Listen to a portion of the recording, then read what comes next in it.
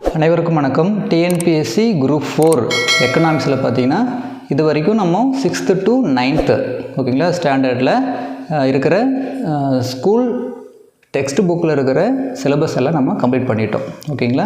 So 9th standard முடி இது வரைக்கும் நம்ம கம்ப்ளீட் பண்ணியிருக்கிறோம். ஸோ நம்மளுக்கு இருக்கிறது பார்த்திங்கன்னா 10th ஸ்டாண்டர்ட் மட்டும் தான் பேலன்ஸ்னும் இருக்குது. 10th ஸ்டாண்டர்டில் பார்த்தீங்கன்னா உங்களுக்கு 5 சப்ஜெக்ட் கொடுத்துருக்குறாங்க. இந்த 5மே பார்த்திங்கன்னா ரொம்ப இம்பார்ட்டன்ட். ஸோ அந்த 5 சப்ஜெக்ட் தான் இந்த கிளாஸில் டீட்டெயில்டாக நம்ம பார்க்க போகிறோம். ஓகே, வாங்க கிளாஸ் போகலாம். 10th ஸ்டாண்டர்ட் எக்கனாமிக்ஸில் பார்த்தீங்கன்னா 5 சப்ஜெக்ட் கொடுத்துருக்காங்க ஓகேங்களா. இந்த 5 சப்ஜெக்ட்டுமே ரொம்ப இம்பார்ட்டன்ட். இது பார்த்தீங்கன்னா நம்மளுடைய 2025 நியூ சிலபஸில் டிஎன்பிஎஸ்சி குரூப் 4 நியூ சிலபஸில் இது கவர் ஆகும் ஓகேங்களா. ஃபஸ்ட்டு பார்த்தீங்கன்னா பார்க்க போகிறோம் மொத்த உள்நாட்டு உற்பத்தி மற்றும் அதன் வளர்ச்சி ஓகேங்களா. அதே மாதிரி உலகமயமாதல் மற்றும் வர்த்தகம் ஓகேங்களா, குளோபலைசேஷன். ஓகே, அடுத்தது உணவு பாதுகாப்பு மற்றும் ஊட்டச்சத்து, அரசாங்கமும் வரிகளும். ஸோ ரொம்ப இம்பார்ட்டன்ட் ஓகேங்களா. இது தமிழ்நாட்டில் தொழில்துறை தொகுப்புகள். ஸோ இந்த 5 சிலபஸ் தான் நம்ம டீட்டெயில்டாக இந்த கிளாஸில் பார்க்க போகிறோம். ஓகே, 10th ஸ்டாண்டர்டில் நம்ம ஃபஸ்ட்டு சப்ஜெக்ட் என்ன பார்க்க போகிறோம் அப்படின்னா மொத்த உள்நாட்டு உற்பத்தி மற்றும் அதன் வளர்ச்சி ஓகேங்களா, இன்ட்ரோடக்ஷன். ஓகே, ஸோ மொத்த உள்நாட்டு உற்பத்தி மற்றும் அதன் வளர்ச்சி, நம்மளுடைய இந்தியன் கண்ட்ரியில் மொத்த உள்நாட்டு உற்பத்தி ஓகேங்களா எப்படி இருக்குது, அதனுடைய டெவலப்மெண்ட் ஓகேங்களா, அதை பற்றி நம்ம பார்க்க போகிறோம். ஸோ இந்த சப்ஜெக்ட் நம்ம என்னென்ன பார்க்க போகிறோம் அப்படின்னு பார்த்தீங்கன்னா மொத்த உள்நாட்டு உற்பத்தியை பற்றி தெரிந்து கொள்ளுதல்.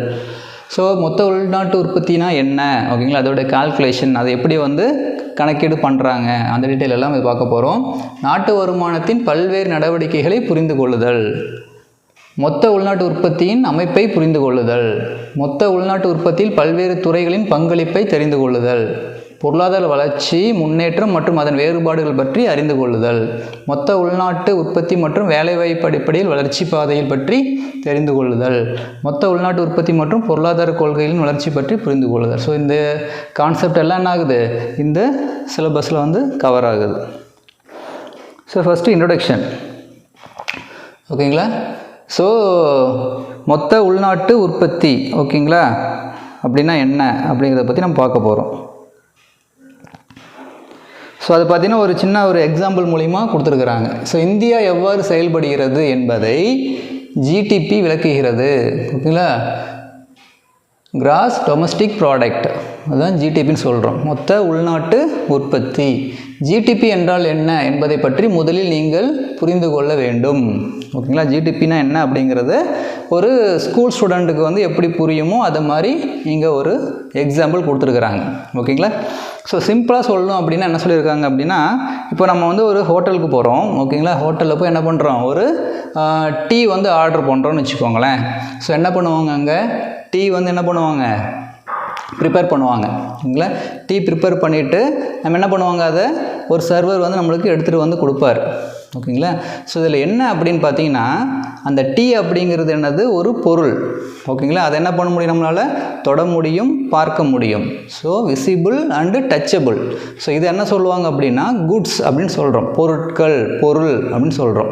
அல்லது பியூராக என்ன சொல்லுவாங்க தமிழில், பண்டங்கள் அப்படின்னு சொல்லுவாங்க. ஸோ இதை பற்றி நம்ம என்ன பண்ணியிருக்கோம், ப்ரீவியஸ் கிளாஸ்லேயே நம்ம பார்த்துருக்கோம் ஓகேங்களா. ஸோ அடுத்தது என்ன பண்ணுவார், அந்த சர்வர் அந்த டீயை மேக் பண்ணி டீயை தயாரித்து என்ன பண்ணுவார், கொண்டு நம்ம டேபிளில் கொண்டு வைப்பார் ஓகேங்களா. ஸோ அந்த டீ தயாரிக்கிறாங்க பார்த்தீங்களா, தயாரிக்கிறது ப்ளஸ் பார்த்திங்கன்னா அந்த சர்வர் எடுத்துகிட்டு நம்மக்கிட்ட கொடுக்குறது, இதெல்லாம் என்ன சொல்லுவாங்க அப்படின்னா சர்வீஸ் அப்படின்னு சொல்கிறோம் ஓகேங்களா. ஸோ அதை என்ன பண்ண முடியாது, நம்மளால் டச் பண்ண முடியாது, ப்ளஸ் இன்விசிபிள் ஓகேவா, நம்மளால் கண்ணால் பார்க்க முடியாது, அதெல்லாம் என்ன சொல்லுவாங்க, சர்வீஸ்ன்னு சொல்லுவோம். ஸோ இந்த குட்ஸ் அண்ட் சர்வீஸ் இரண்டும் சேர்ந்தது தான் என்னது, குட்ஸ் அண்ட் சர்வீஸ் அப்படின்னு சொல்கிறது ஓகேங்களா. ஒரு பொருளாதாரத்தில் முக்கிய பங்கு வகிக்கிறது இந்த குட்ஸ் அண்ட் சர்வீஸ்.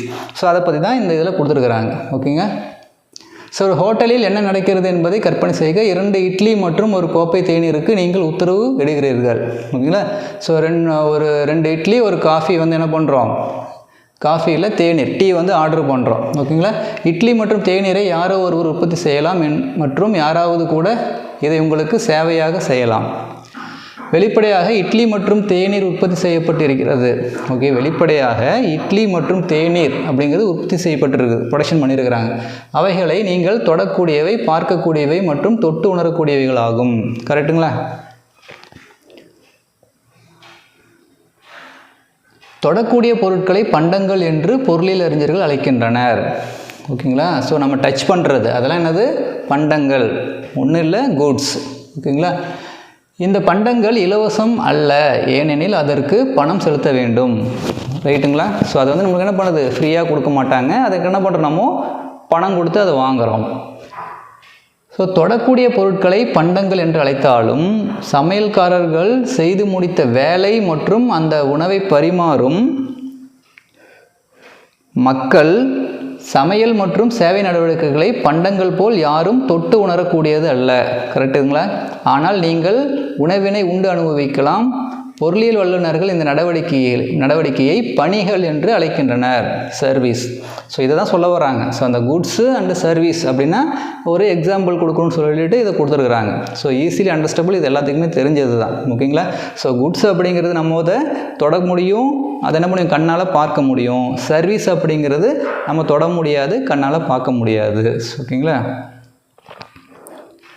ஸோ ஒவ்வொரு நாளும் ஹோட்டல்களில் என்ன நடக்கிறதோ அதே போல் நாடு முழுவதும் நடக்கிறது. இதே ப்ராசஸ் தான். ஓகேங்களா? ஸோ இதுதான் அது ஒரு ஹோட்டலில் என்னென்ன ஒர்க் நடக்குதோ அதே தான் அது வேர்ல்டு ஒரு பொருளாதாரத்தில் ஒரு டிரான்சேக்ஷன். ஓகேங்களா? ஒரு வியாபார நடவடிக்கை வந்து இப்படி தான் நடந்துகிட்ருக்கு. பண்டங்கள் மற்றும் பணிகள் உற்பத்தி செய்யப்பட்டு அதனை நாம் பணம் செலுத்தி பெறுகிறோம். இவற்றையே மொத்த உள்நாட்டு உற்பத்தி ஜிடிபி அளவிடுகிறது. இதை தான் என்ன பண்ணுது? அந்த ஜிடிபி அப்படிங்கிறது அளவிடுது அப்படின்னு சொல்கிறாங்க. அதுதான் அதோட ஜிடிபி அப்படிங்கிறது என்னது? எவ்வளோ உற்பத்தி பண்ணியிருக்கிறோம். ஓகேங்களா? அதே மாதிரி உற்பத்தி பண்ணியிருக்கிறோம் அப்படிங்கிறது பண்டங்களும் ப்ளஸ்ஸு பணிகளும். ஓகேங்களா? குட்ஸு எவ்வளோ நம்ம ப்ரொடக்ஷன் பண்ணியிருக்கிறோம், சர்வீஸ் எவ்வளோ என்ன பண்ணிக்கிறோம், ப்ரொவைட் பண்ணியிருக்கிறோம் அப்படிங்கிறது அளவிடுறது தான் மொத்த உள்நாட்டு உற்பத்தி அப்படின்னு சொல்கிறாங்க. ஸோ ஜிடிபியின் வரையறை. ஓகேங்களா? கிராஸ் டொமஸ்டிக் ப்ராடக்ட் வந்து எப்படி வந்து கால்குலேட் பண்ணுறாங்க, வரையறுக்கிறாங்க அப்படின்னா, ஒரு குறிப்பிட்ட காலத்தில் ஒரு நாட்டில் உற்பத்தி செய்யப்படுகின்ற அனைத்து பண்டங்கள் மற்றும் பணிகள் அங்காடி மதிப்பை மொத்த உள்நாட்டு உற்பத்தி என்கின்றோம். ஓகேங்களா? இன்னொரு டைம் பாருங்கள். ஒரு குறிப்பிட்ட காலத்தில் ஒரு நாட்டில் உற்பத்தி செய்யப்படுகின்ற அனைத்து பண்டங்கள் மற்றும் பணிகளின் அங்காடி மதிப்பை மொத்த உள்நாட்டு உற்பத்தி என்கின்றோம். ஓகேங்களா? ஸோ ஒரு குறிப்பிட்ட காலம்னா என்னது? ஒரு ஃபினான்சியல் இயர்.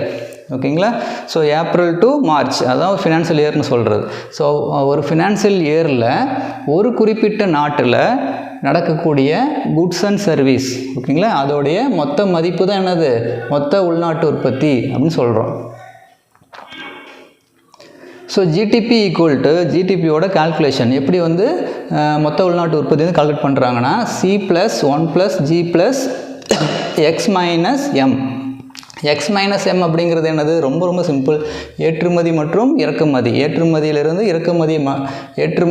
இறக்குமதியை மைனஸ் பண்ணினா கிடைக்கக்கூடிய வேல்யூ அதுதான் X-M. எக்ஸ்னா என்னது? ஏற்றுமதி, எம்னா இறக்குமதி. ஓகேங்களா?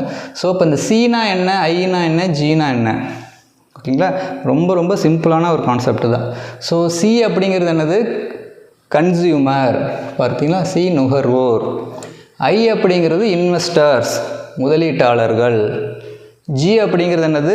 கவர்மெண்ட் எக்ஸ்பென்சஸ், அரசாங்கம் செலவு பண்ணுறாங்க. பார்த்தீங்களா? ஓகே, அரசாங்கம் என்னென்ன செலவு பண்ணுவாங்க மக்களுக்காக? ஸோ ரோடு போடுறது. ஓகேங்களா? ஸோ இதெல்லாமே என்னது? அவங்களுக்கு எக்ஸ்பென்சஸ் தான். ஸோ ரோடு போடுறது, பாலங்கள் கட்டுறது, மக்களுக்கு என்னென்ன செலவு செய்கிறோமோ, மக்களுக்காக நாட்டுக்காக என்னென்ன செலவு செய்கிறோமோ அது எல்லாமே என்னது? ஜியில் வந்துடும். அதாவது அரசு செலவுகள். X-M அப்படிங்கிறது நம்ம பார்த்தது தான். ஸோ ஏற்றுமதி மைனஸ் இறக்குமதி. ஏற்றுமதி எவ்வளோ பண்ணியிருப்போம். ஓகேங்களா? எல்லா நாடுகளும் என்ன பண்ணுறோம்? ஏற்றுமதி பண்ணுறாங்க, அதே மாதிரி இறக்குமதியும் பண்ணுறாங்க. நாம் ஏற்றுமதி பண்ணக்கூடிய மதிப்பிலிருந்து இறக்குமதி பண்ணக்கூடிய பொருளோட மதிப்பு என்ன பண்ணுவாங்க? கழித்து வர்றது தான் என்னது? இந்த வேல்யூ. ஓகேங்களா? ஸோ இந்த வரைமுறையில் ஒவ்வொரு பகுதியும் முக்கியமானதாகும். அதான் சொல்கிறாங்க. ஸோ ஒவ்வொரு பகுதியும்னா என்னது? சி அதாவது நுகர்வோர். முதலீட்டாளர்கள், அரசு செலவுகள், ஏற்றுமதி இறக்குமதி, இதெல்லாமே ரொம்ப ரொம்ப இம்பார்ட்டன்ட். ஸோ இதெல்லாம் எடுத்து தான் என்ன பண்ணுறாங்க, ஜிடிபி அப்படிங்கிறத கால்குலேட் பண்ணுறோம். ஸோ ஜிடிபிங்கிறது எது எது சேர்ந்தது, கன்சியூமர், இன்வெஸ்டர்ஸ், கவர்மெண்ட் எக்ஸ்பென்சஸ், ஏற்றுமதியிலேருந்து இறக்குமதியை லெஸ் பண்ணி வரக்கூடிய வேல்யூ, இதெல்லாம் சேர்ந்தது தான் ஜிடிபி. ஸோ பண்டங்கள் மற்றும் பணிகள். ஸோ பண்டங்கள் மற்றும் பணிகள்னால் என்ன? பண்டங்கள் என்பது தொடக்கூடிய பொருளும், பணிகள் என்பது தொட்டு உணர முடியாதுமான நடவடிக்கைகள் என்று இப்போது உங்களுக்கு தெரியும். ஆமாம் தானே? இது வந்து என்ன பண்ணியிருப்போம், நம்ம அண்டர்ஸ்டாண்ட் பண்ணியிருப்போம். ஸோ அங்காடி மதிப்புனா என்ன? So market value. ஸோ அங்காடி மதிப்புனா என்னது, மார்க்கெட் வேல்யூ. அங்காடியில் விற்கக்கூடிய பண்டங்கள் மற்றும் பணிகளின் விலை, அதுதான் இது மார்க்கெட் வேல்யூ அப்படின்னு சொல்கிறது. ஸோ இறுதிநிலை பண்டங்கள் மற்றும் பணிகள். ஸோ இது ரொம்ப ரொம்ப இம்பார்ட்டன்ட், இறுதிநிலை பண்டங்கள் மற்றும் பணிகள். ஸோ இது நம்ம கேள்விப்பட்டிருக்க மாட்டோம் ஜென்ரலாக, ஓகேவா? ஸோ இறுதிநிலை பண்டங்கள் மற்றும் பணிகள் என்னென்னா final stage of the product and service, ஓகேவா? ஒரு பொருள், ஓகேங்களா, நம்ம பயன்பாட்டுக்கு உகந்தவாறு இருக்கணும், அதுதான் என்னது இறுதிநிலை பண்டங்கள், ஓகேங்களா? சில பொருட்கள் என்ன பண்ணிருமோ கம்ப்ளீட் பண்ணியிருக்க மாட்டாங்க, இன்கம்ப்ளீட்டடாக இருக்கும். அந்த பொருள் வந்து என்ன பண்ணும், அது வந்து என்ன சொல்கிறது, இறுதிநிலை பண்டங்கள் கிடையாது, ஓகேங்களா? அது டீட்டெயிலாக பார்க்கலாம், இதிலே கொடுத்துருக்காங்க. இறுதிநிலை பண்டங்கள் மற்றும் பணிகள் என்பது நுகர்வுக்காக அல்லது பயன்பாட்டுக்காக உள்ள பண்டங்கள் மற்றும் பணிகள் ஆகும். எந்த பண்டங்கள் மற்றும் பணிகள் மற்றொரு பண்ட பணிகளை உற்பத்தி செய்ய பயன்படுகிறதோ மற்றும் மற்ற பண்ட பணிகளை உற்பத்தி செய்ய ஒரு பகுதியாகிறதோ அதை இடைநிலை பண்டங்கள் என்று டைலர் கோவன் மற்றும் அலெக்ஸ் பாபர்ராக் போன்ற பொருளியல் வல்லுநர்கள் கூறுகின்றனர். புரியுதுங்களா? ஸோ இறுதிநிலை பண்டம் அப்படிங்கிறது final stage of the product, ஓகேங்களா? இடைநிலை பண்டங்கள் அப்படின்னு ஒன்று இருக்குது, ரெண்டு வகையாக பிரிச்சிருப்பாங்க, இறுதிநிலை பண்டங்கள் மற்றும் பணிகள், இடைநிலை பண்டங்கள் மற்றும் பணிகள் அப்படின்னு சொல்கிறது, ஓகேங்களா? ஸோ இடைநிலை அப்படிங்கிறது என்னது, இன்கம்ப்ளீட்டட், ஓகேங்களா? ஸோ எக்ஸாக்டாக சொல்லணும் அப்படின்னா, ஸோ இடைநிலை பண்டங்களை வச்சு இறுதிநிலை பண்டங்களை தயாரிக்கக்கூடிய பொருட்களை என்ன சொல்கிறாங்க, இடைநிலை பண்டங்கள்னு சொல்கிறாங்க. ஓகே, இந்த ஜிடிபியில் எதுக்காக இதை கொடுத்துருக்காங்கன்னா, இந்த ஜிடிபி கால்குலேஷன் பண்ணுறோம் பார்த்தீங்களா, ஓகே, மொத்த உள்நாட்டு உற்பத்தியில் வந்து இடைநிலை பண்டங்களோட மதிப்பை வந்து எடுத்துக்க மாட்டோம், ஓகேங்களா? இறுதிநிலை பண்டங்கள் மற்றும் பணிகளோட மதிப்பு மட்டும்தான் அந்த கால்குலேஷனுக்கு எடுத்துக்குவாங்க. மொத்த உள்நாட்டு உற்பத்தியில் இறுதிநிலை பண்டங்கள் மட்டுமே சேர்க்கப்படுகிறது.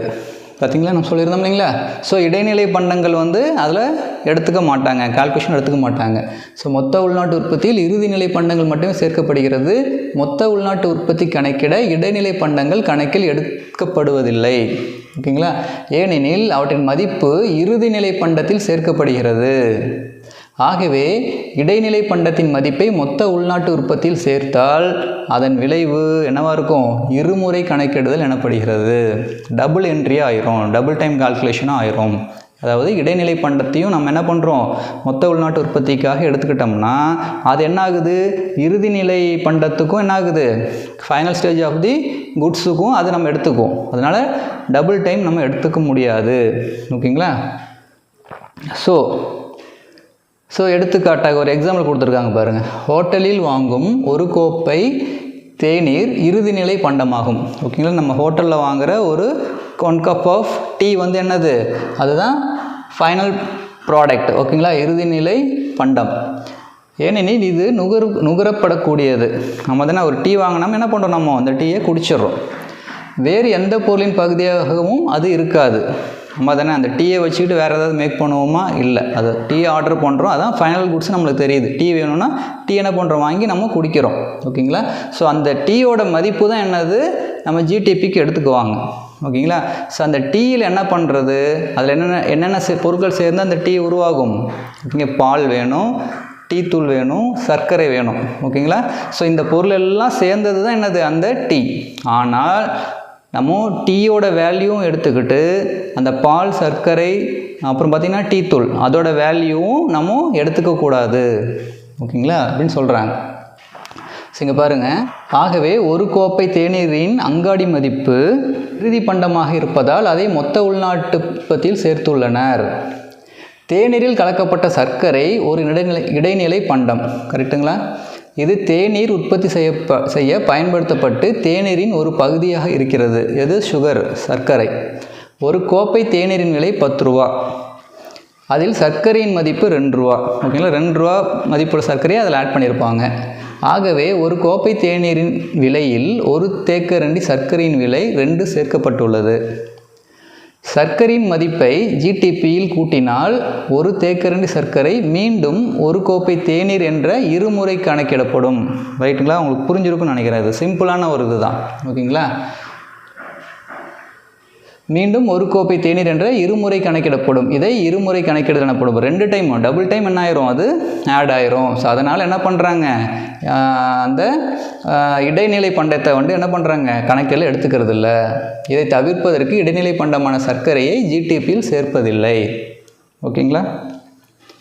அடுத்தது நாட்டு வருமானம். ரொம்ப ரொம்ப இம்பார்ட்டன்ட். ஓகேங்களா? ஜிஎன்பி அப்படின்னு சொல்லுவோம். ஓகே. ஸோ ஒரு நாட்டு வருமானத்தை எப்படி நம்ம கணக்கிடுறாங்க? ஒரு நாட்டோட வருமானம் என்ன? ஓகேங்களா? ஸோ இந்தியாவோட வருமானம் எப்படி கால்குலேட் பண்ணுகிறது? ஓகேங்களா? அப்படின்னா என்ன அப்படிங்கிறத பற்றி டீட்டெயிலாக பார்க்கலாம். நாட்டு வருமானம் என்பது ஒரு நாட்டில் ஓர் ஆண்டில் உற்பத்தி செய்யப்பட்ட பண்டங்கள் மற்றும் பணிகளின் மொத்த மதிப்பு. பொதுவாக நாட்டு வருமானம் மொத்த நாட்டு உற்பத்தி, அதாவது ஜிஎன்பின்னு சொல்லுவாங்க, அல்லது நாட்டு வருமான ஈவு எனப்படுகிறது. ரொம்ப சிம்பிள் தான். நாட்டு வருமானம்ங்கிறது ஒரு நாட்டில் குறிப்பிட்ட ஒரு காலத்தில், அப்படின்னா ஒரு ஆண்டு, ஒரு ஃபினான்ஷியல் இயரில் என்ன பண்ணுறாங்க, அது உற்பத்தி செய்யப்பட்ட பண்டங்கள் மற்றும் பணிகளின் மொத்த மதிப்பு தான். ஓகேங்களா? மொத்த நாட்டு உற்பத்தி அப்படின்னு சொல்கிறது. இந்த மொத்த நாட்டு உற்பத்தி, ஒரு நாடு எவ்வளோ உற்பத்தி பண்ணுறாங்களோ அதை பேஸ் பண்ணி தான் நாட்டு வருமானத்தை கணக்கிடுறாங்க. நாட்டு வருமானத்தை அளவிட தொடர்புடைய பல்வேறு கருத்துக்கள். ஸோ நாட்டு வருமானத்தை நம்ம என்ன பண்ணணும், கால்குலேட் பண்ணணும். ஒரு நாட்டோட வருமானத்தை கால்குலேட் பண்ணணும்னா என்னென்ன அதோடைய தொடர்பு உடையது, எதெல்லாம் நம்ம எடுத்துக்கணும், எதெல்லாம் கால்குலேஷன் நம்ம எடுத்துக்கிறோம் அப்படின்னு பார்த்தீங்கன்னா, மொத்த நாட்டு உற்பத்தி நம்ம எடுத்துக்கணும், ஜிஎன்பி. ஓகேங்களா? மொத்த நாட்டு உற்பத்தி என்பது அந்த நாட்டு மக்களால் ஒரு வருடத்தில் உற்பத்தி செய்யப்பட்ட வெளியீடுகளின் மதிப்பை குறிக்கும். ஓகேங்களா?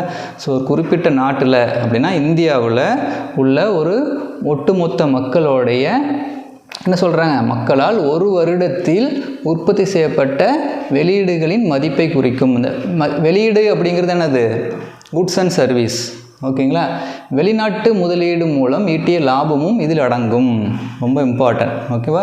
உள்நாட்டில் உற்பத்தி செய்யப்பட்ட பண்டங்கள் மற்றும் பணிகள், அதோட வேல்யூ ப்ளஸ் என்ன பண்ணுவாங்க, வெளிநாட்டு முதலீடு மூலம் ஈட்டிய லாபம் இதில் அடங்கும்.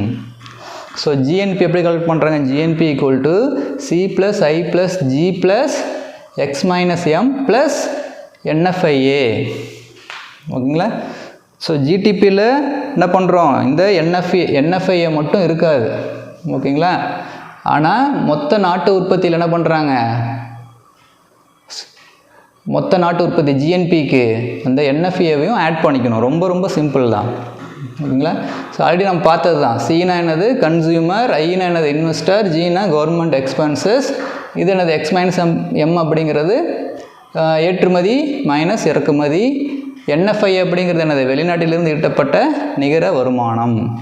இதெல்லாம் சேர்ந்தது தான் மொத்த நாட்டு உற்பத்தின்னு சொல்கிறது. அடுத்தது என்ன எடுத்துக்குவாங்க அப்படின்னா, மொத்த உள்நாட்டு உற்பத்தி ஜிடிபியும் இதில் எடுத்துக்குவாங்க. எதுக்கு? ஒரு நாட்டோடைய வருமானத்தை கால்குலேட் பண்ணுறதுக்கு. ஸோ ஜிடிபி பற்றி நம்ம ஃபுல்லாக பார்த்துட்டோம். ஓகேங்களா? ஸோ இதுலேயும் கொடுத்துருக்காங்க, ஒரு ஆண்டில் நாட்டின் புவியியல் எல்லைக்குள் உள்ள உற்பத்தி காரணிகளால் உற்பத்தி செய்யப்பட்ட வெளியீடுகளின் மொத்த மதிப்பு மொத்த உள்நாட்டு உற்பத்தி. ஓகேங்களா? அடுத்தது வேறு என்ன எடுத்துக்குவாங்க, அடுத்தது நிகர நாட்டு உற்பத்தியை என்ன பண்ணுவோம், இதில் சேர்த்துக்குவாங்க. ஒரு நாட்டோட வருமானத்தை கால்குலேட் பண்ணுறதுக்கு மொத்த நாட்டு உற்பத்தியிலிருந்து மூலதன தேய்மானத்தின் மதிப்பை நீக்கிய பின் கிடைக்கும் பண மதிப்பு நிகர நாட்டு உற்பத்தி ஆகும். அது என்என்பின்னு சொல்கிறது. ஓகேங்களா? ஸோ மொத்த நாட்டு உற்பத்தி. ஓகேங்களா? மொத்த நாட்டு உற்பத்தி தான் ஃபஸ்ட்டு பார்த்தோம். மொத்த நாட்டு உற்பத்தி. நிகர நாட்டு உற்பத்தி அப்படிங்கிறது என்ன பண்ணுவாங்கன்னா, அதிலிருந்து டிப்ரிசியேஷன் மட்டும் என்ன பண்ணுவாங்க, தேய்மானத்தை மைனஸ் பண்ணிடுவாங்க. தேய்மானத்தை மைனஸ் பண்ணிட்டாங்கன்னா அது என்ன கிடைக்கும்? நிகர நாட்டு உற்பத்தி கிடைக்கும். ஸோ தேய்மானம் அப்படிங்கிறது ஒரு பெரிய கான்செப்ட். ஓகேங்களா? சிம்பிளாக சொல்லணும்னா எக்ஸாம்பிள் பார்த்தீங்கன்னா ஒரு வெஹிக்கிள் வாங்குகிறோம், ஒரு கார் வாங்குகிறோம்னு வச்சுக்கோங்களேன். அதை வந்து என்ன பண்ணுறோம்? ஒரு 10 லட்ச ரூபாய்க்கு ஒரு கார் வாங்குகிறோம் அப்படின்னா அதை வந்து ஒரு 5 வருஷத்தில் என்ன பண்ணுவோம்? அதோடைய மதிப்பு 10 லட்ச ரூபாவும் இருக்காது. ஸோ என்ன இருக்கும்? அதுக்கு தேய்மானம் கால்குலேட் பண்ணுவாங்க. அது இங்கிலீஷில் வந்து டெப்ரிசியேஷன் அப்படின்னு சொல்கிறோம். ஓகேங்களா? ஸோ அதுக்குண்டான மார்க்கெட் வேல்யூ, ஓகேங்களா, எவ்வளோ தேய்மானம் அப்படிங்கிறது அது பேஸ்ட் ஆன் ஒரு வேல்யூ இருக்குது. அந்த வேல்யூவில் என்ன பண்ணுவாங்க? அந்த தேய்மானத்தை மைனஸ் பண்ணுவாங்க. மைனஸ் பண்ணி கிடைக்கக்கூடியது என்ன சொல்கிறது? நிகர நாட்டு உற்பத்தின்னு சொல்கிறது. ஸோ நிகர நாட்டு உற்பத்தி ஈக்குவல் டு மொத்த நாட்டு உற்பத்தி மைனஸ் தேய்மானம். ரொம்ப சிம்பிள். நிகர உள்நாட்டு உற்பத்தி அடுத்தது என்ன எடுத்துக்குவாங்க அப்படின்னா நிகர உள்நாட்டு உற்பத்தி NDP அப்படின்னு சொல்கிறது. நிகர உள்நாட்டு உற்பத்தி என்பது மொத்த உள்நாட்டு உற்பத்தியின் ஒரு பகுதியாகும்.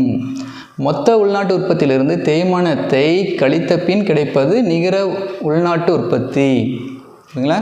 ஸோ மொத்த உள்நாட்டு உற்பத்தி நம்ம பார்த்தோம் ஜிடிபியிலிருந்து தேய்மானத்தை கழிச்சிட்டோம் அப்படின்னா நிகர உள்நாட்டு உற்பத்தி கிடைச்சிரும். அடுத்தது தலா வருமானம் PCI. இல்லைங்களா? Per capita income. PCI என்னது? Per capita income. அதுதான் தலா வருமானம் சொல்கிறது. தலா வருமானம் என்பது மக்களின் வாழ்க்கை தரத்தை உணர்த்தும் ஒரு கருவியாகும். நாட்டு வருமானத்தை மக்கள் தொகையில் வகுப்பதன் மூலம் தலா வருமானம் பெறப்படுகிறது. தலா வருமானம் என்னது? ஆவரேஜாக ஒருத்தர் எவ்வளோ சம்பாதிக்கிறாங்க, ஒரு நாட்டில் ஒரு தனிநபரின் வருமானம் எவ்வளோ அப்படின்னு கால்குலேட் பண்ணுறது தான் தலா வருமானம், பர் கேபிட்டா இன்கம் சொல்கிறது. அதை எப்படி கால்குலேட் பண்ணுவாங்க? நாட்டு வருமானத்தை, மொத்த நாட்டு வருமானத்தை மொத்த நாட்டு மக்கள் தொகையில் வகுத்தா கிடைக்கக்கூடியது தான் தலா வருமானம். ஸோ ஒரு பாக்ஸ் கொடுத்துருக்காங்க பாருங்க. 1867 to 68 முதலாக தாதாபாய் நவ்ரோஜி வறுமையும் பிரிட்டனுக்கு ஒவ்வாத இந்திய ஆட்சியும், ஓகேங்களா, poverty and unBritish rule in India என்ற தனது புத்தகத்தில் தனிநபர் வருமானத்தை பற்றி கூறியுள்ளார். தனிநபர் வருமானம் பர் கேபிட்டா இன்கம் வந்து ஃபஸ்ட்டு யார் அதை எக்ஸ்பிளைன் பண்ணதுன்னு பார்த்தீங்கன்னா தாதாபாய் நவ்ரோஜி. ஸோ இது வந்து ரொம்ப இம்பார்ட்டன்ட். ஓகேங்களா? ஸோ தனிநபர் வருமானத்தை பற்றி யார் ஃபஸ்ட்டு சொன்னது? தாதாபாய் நவ்ரோஜி 1867 to 68. ஓகேங்களா? ஸோ அவருடைய புக்கு பார்த்தீங்கன்னா வறுமையும் பிரிட்டனுக்கு ஒவ்வாத இந்திய ஆட்சியும், ஓகேங்களா, poverty and unBritish rule in India. Okay, அடுத்து பார்த்தீங்கன்னா இன்னும் என்ன ஆட் பண்ணிக்குவாங்க ஒரு நாட்டோட வருமானத்தை கணக்கிடுறதுக்கு அப்படின்னா தனிப்பட்ட வருமானம் PI. ஓகேங்களா?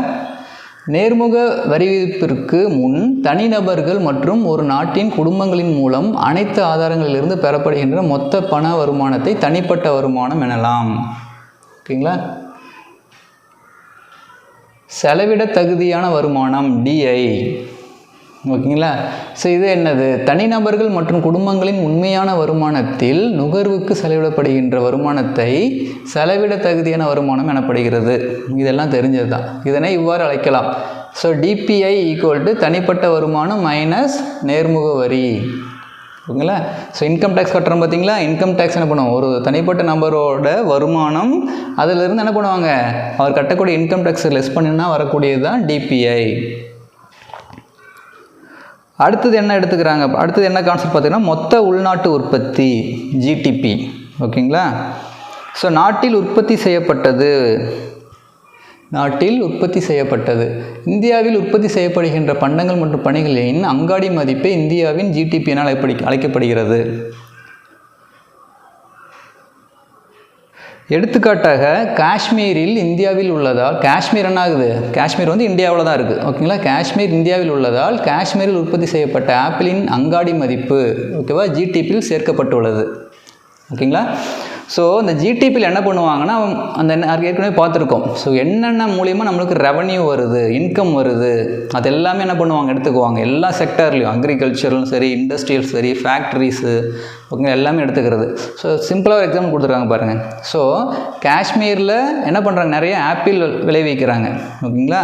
ஸோ அதோடைய உற்பத்தி, அங்கே உற்பத்தி செய்யப்படக்கூடிய ஆப்பிளோட வேல்யூ வந்து என்ன பண்ணுறாங்க? GTPயில் சேர்த்துக்குவாங்க. கலிஃபோர்னியாவில் உற்பத்தி செய்யப்பட்ட ஆப்பிளின் அங்காடி மதிப்பு இந்தியாவின் அங்காடியில் விற்பனை செய்தாலும் அதை ஜிடிபியில் சேர்ப்பதில்லை, ஏனெனில் கலிஃபோர்னியா அமெரிக்காவில் உள்ளது. ரொம்ப சிம்பிளாக உங்களுக்கு புரிஞ்சு நினைக்கிறேன். ஓகேங்களா? ஸோ கலிஃபோர்னியாவிலேருந்து என்ன பண்ணுறாங்க, ஆப்பிளை இம்போர்ட் பண்ணி இந்தியாவில் சேல்ஸ் பண்ணாலுமே அதோடைய வேல்யூ வந்து ஜிடிபியில் சேர்த்துக்க மாட்டோம். ஸோ இந்த ஜிடிபியில் சேர்க்கக்கூடிய வேல்யூ வந்து ஃபுல் அண்ட் ஃபுல் இந்தியாவில் மட்டும் ப்ரொடக்ஷன் பண்ணக்கூடியதாக இருக்கணும். ஓகேங்களா? இந்தியாவில் தயாரிக்கப்பட்டதாக இருக்கணும் அல்லது உற்பத்தி செய்யப்பட்டதாக இருக்கணும். ஒரு காலகட்டத்தில் உற்பத்தி செய்யப்பட்டது. ஓகேங்களா? ஸோ ஜிடிபியில் நம்ம உற்பத்தி செய்யப்பட்ட பண்டங்களோட வேல்யூ நம்ம சேர்த்துன்னு சொல்கிறோம். அது என்னது, ஒரு காலகட்டத்தில் உற்பத்தி செய்யப்பட்டதாக தான் இருக்கணும். ஓகேங்களா? ஸோ 5 வருஷம் 10 வருஷம் நம்ம உற்பத்தி செஞ்ச வேல்யூலாம் சேர்த்து எடுத்துக்க மாட்டாங்க.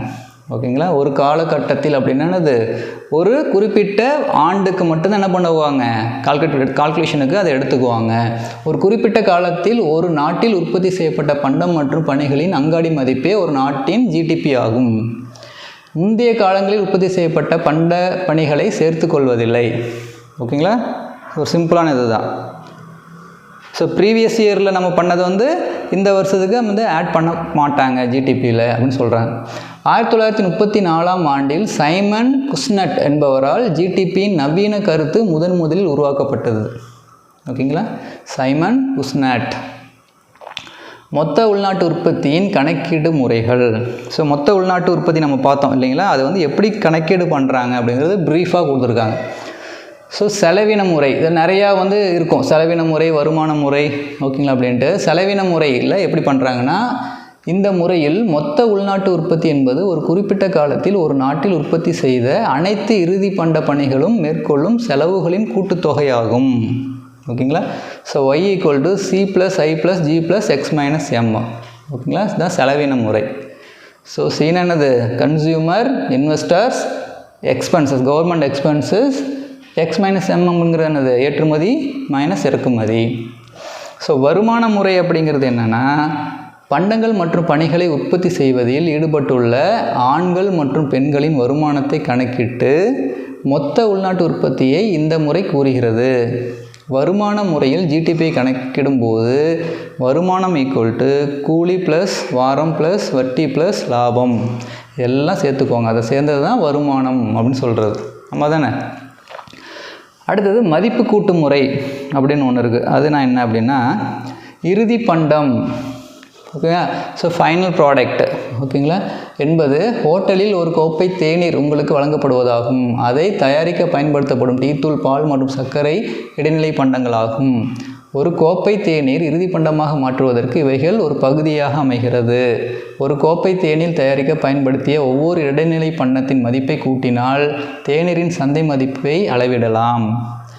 உற்பத்தியில் பயன்படுத்தப்பட்ட அனைத்து இடைநிலை பண்டங்களின் மதிப்பை சேர்க்கும்போது பொருளாதாரத்தில் உற்பத்தி செய்யப்பட்ட இறுதி பண்டங்களின் மொத்த மதிப்பு கிடைக்கிறது.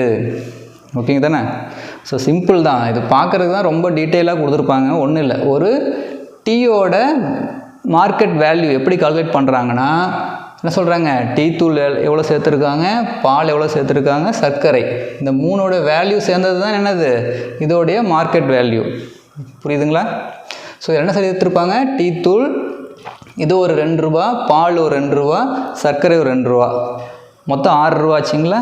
ஸோ இது வந்து என்னது, ஒரு பொருள். இது என்ன பண்ணியிருப்பாங்க, அதுக்கு சர்வீஸ். ஓகேங்களா. ஸோ சர்வீஸ்ன்னு ஒன்று இருக்கு இல்லைங்களா, அதுவும் மதிப்பும் ஆட் பண்ணுவாங்க. ஓகேங்களா. ஸோ மதிப்பு கூட்டு முறை அப்படிங்கிறதுல டீத்தூள், பால் ப்ளஸ் சர்க்கரை ஈக்குவல் டு தேநீர், இடைநிலை பண்டங்களின் மொத்த மதிப்பு ஈக்குவல் டு இறுதி பண்டத்தின் மொத்த மதிப்பு. ஸோ இடைநிலை பண்டங்கள் என்னது, இந்த மூணுமே டீத்தூள், பால், சர்க்கரை தான் இடைநிலை பண்டங்கள். அதோடைய மொத்த மதிப்பு ஈக்குவல் டு இறுதி பண்டத்தின் மொத்த மதிப்பு, இந்த டீயோட வேல்யூவாக இருக்கும். அடுத்தது மொத்த உள்நாட்டு உற்பத்தியின் முக்கியத்துவம். ஓகேங்களா. இம்பார்ட்டன்ட் என்ன, அதோடைய இம்பார்ட்டன்ஸ் என்ன அப்படின்னு பார்த்தீங்கன்னா, பொருளாதார வளர்ச்சி பற்றிய அறிய உதவுகிறது. பொருளாதார வளர்ச்சி பற்றி அறிய உதவுகிறது. பணவீக்கம் மற்றும் பணவாட்டத்தின் சிக்கல்கள் பற்றி அறிய உதவுகிறது. உலகின் வளர்ந்த நாடுகளுடன் ஒப்பீடு செய்வதற்கு பயன்படுகிறது. ஓகே, நம்மளுடைய ஸ்டேஜ், நம்ம கண்ட்ரி எந்த ஸ்டேஜில் இருக்குது அப்படிங்கிறது என்ன பண்ணலாம், இது இருந்தால் தான் மொத்த உள்நாட்டு உற்பத்தி நம்ம இருந்தால் தான், அந்த கணக்கீடு இருந்தால் தான் நம்ம அதை பார்க்க முடியும். வாங்கும் திறனை மதிப்பீடு செய்வதற்கு உதவுகிறது. ஓகேங்களா. அடுத்தது பொதுத்துறை பற்றிய அறிய உதவுகிறது. பொதுத்துறை பற்றி அறிய உதவுகிறது. பொருளாதார திட்டமிட வழிகாட்டியாகவும் பயன்படுகிறது. இங்கே இருந்தால் தான் என்ன பண்ண முடியும், நம்ம அந்த ஒரு எக்கனாமிக் ஸ்டேட்டஸை நம்மளால் கணக்கிட முடியும், ஒரு கண்ட்ரியோட ஸ்டேட்டஸ். மொத்த உள்நாட்டு உற்பத்தியின் குறைபாடுகள். ஸோ ஓகே, இதில் என்ன ஒரு குறைபாடு இருக்குது அப்படின்னா ரொம்ப ரொம்ப இம்பார்ட்டன்ட். ஸோ நம்ம என்ன தான் ஜிடிபி கால்குலேட் பண்ணிகிட்டு இருந்தாலும் அதில் என்ன பண்ணுறோம்னா நிறைய இம்பேலன்ஸ்டு அப்படின்னு சொல்லுவாங்க. அது கரெக்டான ஒரு கால்குலேஷனாக இல்லை. எதனால் அப்படின்னா, இப்போது நம்ம என்ன பண்ணுறோம், அந்த பொருட்கள் உற்பத்தி பண்ணுறது, பணிகள் அதாவது சர்வீஸ், அதெல்லாம் என்ன பண்ணுறோம், பண்டங்கள் மற்றும் பணிகள் மதிப்பு அதெல்லாம் என்ன பண்ணுறோம், அந்த ஜிடிபியில் கால்குலேட் பண்ணிக்கிறோம். ஆனால் என்னென்னலாம் கால்குலேட் பண்ணலை அப்படின்னு பார்த்தீங்கன்னா, இப்போ என்ன பண்ணுறாங்க, பெண்களுடைய பணிகள் அதை என்ன பண்ணுறதில்ல, ஜிடிபியில் ஆட் பண்ணுறதில்ல, கணக்கில் எடுத்துக்கிறது இல்லை அப்படின்னு சொல்கிறாங்க. ஓகே, அது மிகப்பெரிய குறைபாடு. ஸோ ஜிடிபியில் பல முக்கிய பண்டங்கள் மற்றும் பணிகள் சேர்க்கப்படவில்லை. என்னென்னு பார்த்தீங்கன்னா, சந்தையில் விற்கப்படும் பண்டங்கள் மற்றும் பணிகளின் மதிப்பு மட்டுமே மொத்த உள்நாட்டு உற்பத்தியில் அடங்கும். அதாவது மார்க்கெட்டில் இருக்குது, மார்க்கெட்டிங் பண்ணக்கூடிய இது தான் நம்ம எடுத்துக்கிறோம். ஓகே, அன்மார்க்கெட்டபுள். ஓகேங்களா. அதெல்லாம் என்னென்னா பாருங்கள், பெற்றோர்கள் அவர்களுடைய குழந்தைகளுக்கு செய்யும் பணிகள் அல்லது சேவைகள் மிக முக்கியமானது, ஆனால் அதை மொத்த உள்நாட்டு உற்பத்தியில் சேர்க்கப்படுவதில்லை. அதுக்கு ஒரு வேல்யூவேஷனே என்ன பண்ணுறதில்ல, போடுறதில்ல. அவங்களுடைய உழைப்பு அந்த ஜிடிபியில் எடுத்துக்கிறது இல்லை அப்படின்னு சொல்கிறாங்க. ஸோ இது இந்தியாவில் மட்டும்தான் அது எடுத்துக்கிறது இல்லை, நல்லா புரிஞ்சுக்கோங்க. ஸோ இந்தியா கால்குலேட் பண்ணுற ஜிடிபியில் மட்டும்தான் அந்த நம்ம இந்தியாவில் இருக்கிற பெண்களுடைய சர்வீஸ் உழைப்பை எடுத்துக்கிறது, அதுக்கு வேல்யூ நம்ம கால்குலேட் பண்ணுறதில்ல. ஆனால் மற்ற கண்ட்ரீஸ்லாம் பார்த்திங்கன்னா அதுக்கு வேல்யூ போட்டு தான் அவங்களுடைய ஜிடிபியை கால்குலேட் பண்ணுறாங்க.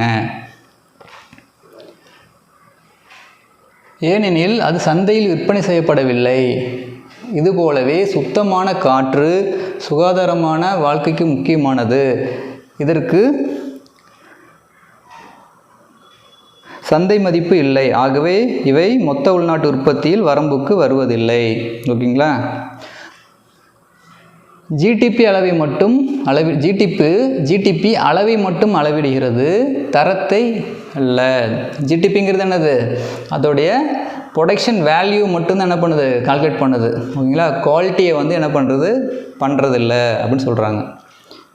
ஸோ அப்படின்னா என்னென்னு பார்த்தீங்கன்னா, 1970களில் பள்ளிகள் மற்றும் வங்கிகளில் பந்து முனை பேனாக்கள் பயன்படுத்த அனுமதிக்கவில்லை, பால் பாயிண்ட் பென். ஓகே, எதனால் அனுமதிக்கலை அப்படின்னா அதோடைய தரம் என்ன ஆகலை, நல்லா இல்லை. ஏனென்றால் இந்தியாவில் கிடைக்கக்கூடிய மிக தரமற்ற பொருளாக இருந்தது எது, பால் பாயிண்ட் பென். அதன் பின்னர் இந்தியாவில் தயாரிக்கப்பட்ட பந்துமுனை பேனாக்களின் தரம் மேம்படுத்தப்பட்டதால் அவற்றின் உற்பத்தியும் குறிப்பிடத்தக்க அளவு அதிகரித்தது. எனவே பண்டத்தினுடைய தரம் என்பது மிக முக்கியமானது, ஆனால் அது மொத்த உள்நாட்டு உற்பத்தியில் பின்பற்றப்படுவதில்லை. ஓகேங்களா. ஸோ என்ன ஒரு பொருளை தயாரித்தாலும் என்ன பண்ணிடுறோம், தரமற்ற பொருளை தயாரித்தாலுமே அதை என்ன பண்ணுறோம், ஜிடிபியில் ஆட் பண்ணிக்கிறோம் அப்படின்னு சொல்கிறாங்க. ஓகேங்களா. ஆனால் அது தரமான பொருளா அப்படின்னு நம்ம கால்குலேட் பண்ணுறதில்ல. ஓகேங்களா, கருத்தில் எடுத்துக்கிறது இல்லை அப்படின்னு சொல்கிறாங்க. அடுத்து மூணாவது பார்த்திங்கன்னா, ஜிடிபியில் நாட்டு வருமான பகிர்ந்தளிப்பு பற்றி கூறவில்லை. ஓகேங்களா. ஒரு நாட்டில் மொத்த உள்நாட்டு உற்பத்தி விரைவாக வளரலாம், ஆனால் வருமானம் சமனற்ற நிலையில் பகிர்ந்தளிக்கப்படுகிறது. இதனால் ஒரு சிறிய சதவீத மக்களே பயனடைகிறார்கள்.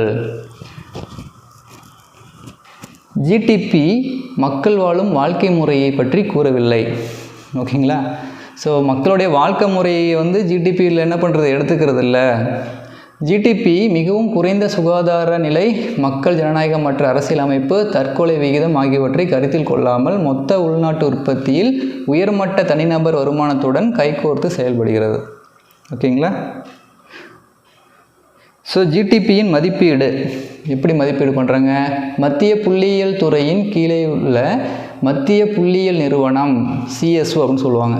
ஓகேங்களா. ஜிடிபி சம்மந்தப்பட்ட ஆவணங்களை பாதுகாக்கிறது. ஸோ ஜிடிபியோட டாக்குமெண்ட்ஸ்லாம் யார் வந்து பாதுகாப்பாக வச்சுருக்காங்க பார்த்தீங்கன்னா புள்ளியியல் நிறுவனம். ஓகேங்களா. ஸோ அது வந்து சென்ட்ரல் கவர்மெண்ட்டுக்கு அண்டரில் வரும். ஸோ ஜிடிபி சம்மந்தப்பட்ட ஆவணங்களை பாதுகாக்கிறது. தொழில்துறையின் உற்பத்தியை வருடாந்திர கணக்கெடுப்பு நடத்தி தொழில்துறை உற்பத்தி குறியீடு, நுகர்வோர் விலை மதிப்பீடு போன்ற குறியீடுகளை வெளியிடுகிறது. இயர்லி ஒன்ஸ் என்ன பண்ணுவாங்க, அவங்க சர்வே பண்ணுவாங்க ஸ்டாட்டிஸ்டிக்கல் டிபார்ட்மெண்ட்டில். அடுத்தது மொத்த உள்நாட்டு உற்பத்தியின் இயைபு. ஓகேங்களா. ஸோ இந்திய பொருளாதாரம் பரவலாக 3 துறைகளாக பிரிக்கப்படுகிறது. நம்ம ஆல்ரெடி ஸ்டார்டிங்லேயே பார்த்தோம் என்னென்ன, முதன்மை துறை, 2ஆம் துறை, 3ஆம் துறை அப்படின்ட்டு. ஸோ இதுலேயும் அதே இது கொடுத்துருக்காங்க. ஸோ முதன்மை துறை அப்படிங்கிறது என்னது பார்த்தோம், வேளாண் துறை. ஓகேங்களா. ஸோ வேளாண்மை துறையின் முதன்மை துறை எனவும் அழைக்கலாம். இதில் வேளாண் நடவடிக்கைகள் மற்றும் வேளாண் சார்ந்த நடவடிக்கைகள் அடங்கும். எடுத்துக்காட்டு கால்நடை பண்ணைகள், மீன் பிடித்தல், சுரங்கங்கள், காடுகள் வளர்த்தல், நிலக்கரி போன்ற மூலப்பொருட்களை உற்பத்தி செய்கிறது தான் முதன்மை துறை. மூலப்பொருட்களை ரா மெட்டீரியல் உற்பத்தி பண்ணக்கூடியது முதன்மை துறை. ஸோ 2ஆம் துறை அப்படிங்கிறது என்னது, தொழில்துறைன்னு சொல்லுவோம். ஸோ ரா மெட்டீரியல் முதன்மை துறையில் உற்பத்தி செய்யப்பட்ட பொருட்களை என்ன பண்ணுறது, ஃபேக்ட்ரிக்கு எடுத்துகிட்டு வந்து 2ஆம் நிலை பொருட்களாக, ஓகேங்களா, ஃபைனல் ப்ராடக்டாக என்ன பண்ணுறது, உற்பத்தி செய்யக்கூடியது 2ஆம் துறை. ஸோ தொழில்துறையை 2ஆம் துறை எனவும் அழைக்கலாம். மூலப்பொருட்களை மாற்றியமைப்பதன் மூலம் பண்டங்கள் மற்றும் பணிகள் உற்பத்தி செய்யப்படுகின்றன. எடுத்துக்காட்டு இரும்பு மற்றும் எஃகு தொழில், ஜவுளி தொழில், சணல், சர்க்கரை, சிமெண்ட், காகிதம், பெட்ரோலியம், வாகன தொழிலகம் மற்றும் பிற சிறு தொழில்கள். இதெல்லாம் என்ன பண்ணுறோம், 2ஆம் துறைன்னு சொல்கிறோம். அடுத்தது 3ஆம் துறை அப்படிங்கிறது என்னது, சர்வீஸ் செக்டர், பணிகள் துறை. ஓகேங்களா. ஸோ 3ஆம் துறையை பணிகள் துறை எனவும் அழைக்கலாம். அவைகள் அறிவியல் ஆராய்ச்சி, போக்குவரத்து, வர்த்தகம், அஞ்சல், வங்கி, கல்வி, எஜுகேஷன், ஓகேங்களா, பொழுதுபோக்கு, சுகாதாரம் மற்றும் தகவல் தொழில்நுட்பம் போன்றவைகளாகும். 20ஆம் நூற்றாண்டில் பொருளாதார நிபுணர்கள் பாரம்பரிய 3ஆம் நிலை பணிகளை 4ஆம் நிலை மற்றும் 5ஆம் நிலை பணிகள் துறைகளிலிருந்து மேலும் வேறுபடுத்திட முடியும் என்றனர். ஸோ அடுத்தது பார்த்தீங்கன்னா இம்பார்ட்டன்ட், இந்தியாவில் மொத்த உள்நாட்டு உற்பத்தியில் வெவ்வேறு துறைகளின் பங்களிப்பு. என்னென்ன டிபார்ட்மெண்ட் வந்து அதனுடைய பங்களிப்பு இருக்குதுன்னு பார்த்தீங்கன்னா, இந்தியாவில் பணிகள் துறை மிகப்பெரிய துறையாகும். ஓகேங்களா. Service sector. ஓகேங்களா. ஸோ இந்தியாவுக்கு பார்த்தீங்கன்னா ரெவன்யூ எது மூலிமா அதிகமாக கிடைக்குதுன்னா இந்த சர்வீஸ் செக்டர் மூலிமா அதிகமாக கிடைக்குது. அதோடைய பர்சன்டேஜ் தான் அதிகம். ஓகேங்களா. ஸோ நடப்பு விலையில் மொத்த மதிப்பு கூடுதலில் ஜிவிஏன்னு சொல்லுவாங்க. பணிகள் துறை 2018-19 92.26 லட்சம் கோடி என மதிப்பிடப்பட்டுள்ளன. Service செக்டருடைய income. வேளாண் பொருட்களின் உற்பத்தியில் இந்தியா 2வது பெரிய நாடாகும். உலகின் மொத்த வேளாண் பொருட்களின் உற்பத்தியில் இந்தியாவின் பங்கு 7.39%. சரிங்களா. உலகில் இந்தியா தொழில்துறையில் 6வது இடத்திலும் பணிகள் துறையில் 8வது இடத்திலும் உள்ளன. ரொம்ப ரொம்ப இம்பார்ட்டன்ட். இந்தியா என்ன பிளேஸில் இருக்குது, தொழில்துறையில் 6வது இடத்துல இருக்குது. ஓகேங்களா. ஸோ பணிகள் எனது சர்வீஸ் செக்டாரில் 8வது இடத்துல இருக்குது. ஸோ தொழில்துறையில் 6வது இடம், சர்வீஸ் செக்டார், சர்வீஸ் இண்டஸ்ட்ரியில் பார்த்தீங்கன்னா 8வது இடத்துல இந்தியா இருக்குது. அடுத்தது பார்த்தீங்கன்னா ஒரு சார்ட்டு கொடுத்துருக்காங்க. ஜஸ்ட் இது ஒன்று பார்த்துக்கோங்க. ஸோ இந்தியாவில் ஜிடிபியின் துறை வாரியான பங்களிப்பு. ஓகேங்களா. விவசாயம், தொழில்கள், அப்புறம் இது என்னது, சர்வீஸ். ஓகே, 3ஆக பிரிச்சிருக்கிறாங்க. விவசாயத்தில் எத்தனை பர்சன்டேஜ், தொழில்கள் எவ்வளோ பர்சன்டேஜ், பணிகள்னால் சர்வீஸ் எவ்வளோ பர்சன்டேஜ்னு. எக்ஸாம்பிள் பாருங்கள், 1950 to 51 தான் ஃபஸ்ட்டு என்ன பண்ணுறாங்க, ஜிடிபி எடுக்கிறாங்க. ஓகேங்களா. இந்தியா குடியரசு ஆனதுலேருந்து 1950-51ஆம் ஆண்டு, ஓகேங்களா, ஃபினான்சியல் இயரில் விவசாயம் பார்த்திங்கன்னா 51.81%, அதாவது விவசாயத்தோட ரெவன்யூ 51.81% இருந்தது. தொழில்துறையில் பார்த்திங்கன்னா 14.16% இருந்தது. சர்வீஸ் செக்டார் பார்த்திங்கன்னா 33.25% இருந்தது. ஓகேங்களா. அதே பார்த்திங்கன்னா 2017-18ஆம் ஆண்டில் விவசாயம் எவ்வளோ இருந்தது, 17.01%. எவ்வளோ இருந்தது விவசாயம், 51.81% இருந்தது முதல் ஆண்டில். அதே பார்த்தீங்கன்னா 2017-18 17.01% என்னாச்சு, இதோட பங்களிப்பு குறைஞ்சிருச்சு. தொழில்துறையில் பார்த்தீங்கன்னா 14.16% இருந்தது, 29.01% இன்க்ரீஸ் ஆகிருக்கு. அதே மாதிரி சர்வீஸ் செக்டார் பாருங்கள் 33.2% இருந்தது வந்து 53.09% இன்க்ரீஸ் ஆகிருக்கு. ஓகேங்களா, இது சிம்பிளாக நம்ம புரிஞ்சிக்கலாம். ஸோ இதே தான் என்ன பண்ணியிருக்காங்க, ரவுண்ட் சார்ட் மூலிமா கொடுத்துருக்காங்க, அடுத்தது பார் சார்ட் மூலிமா கொடுத்துருக்காங்க. ஓகேங்களா,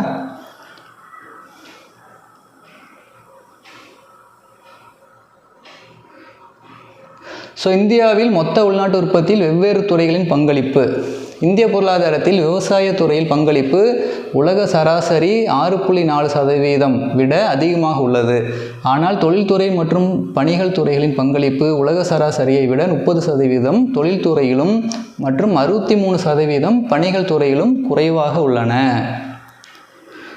மொத்த மதிப்பு கூடுதல் அப்படின்னா என்ன, மொத்த மதிப்பு கூட்டல் ஓகே அப்படின்னா GVA என்பது பொருளாதாரத்தின் ஒரு குறிப்பிட்ட பகுதியில் தொழில்துறையில் உற்பத்தி செய்யப்படும் பொருட்கள் மற்றும் சேவைகளின் மதிப்பின் அளவுகோலாகும்.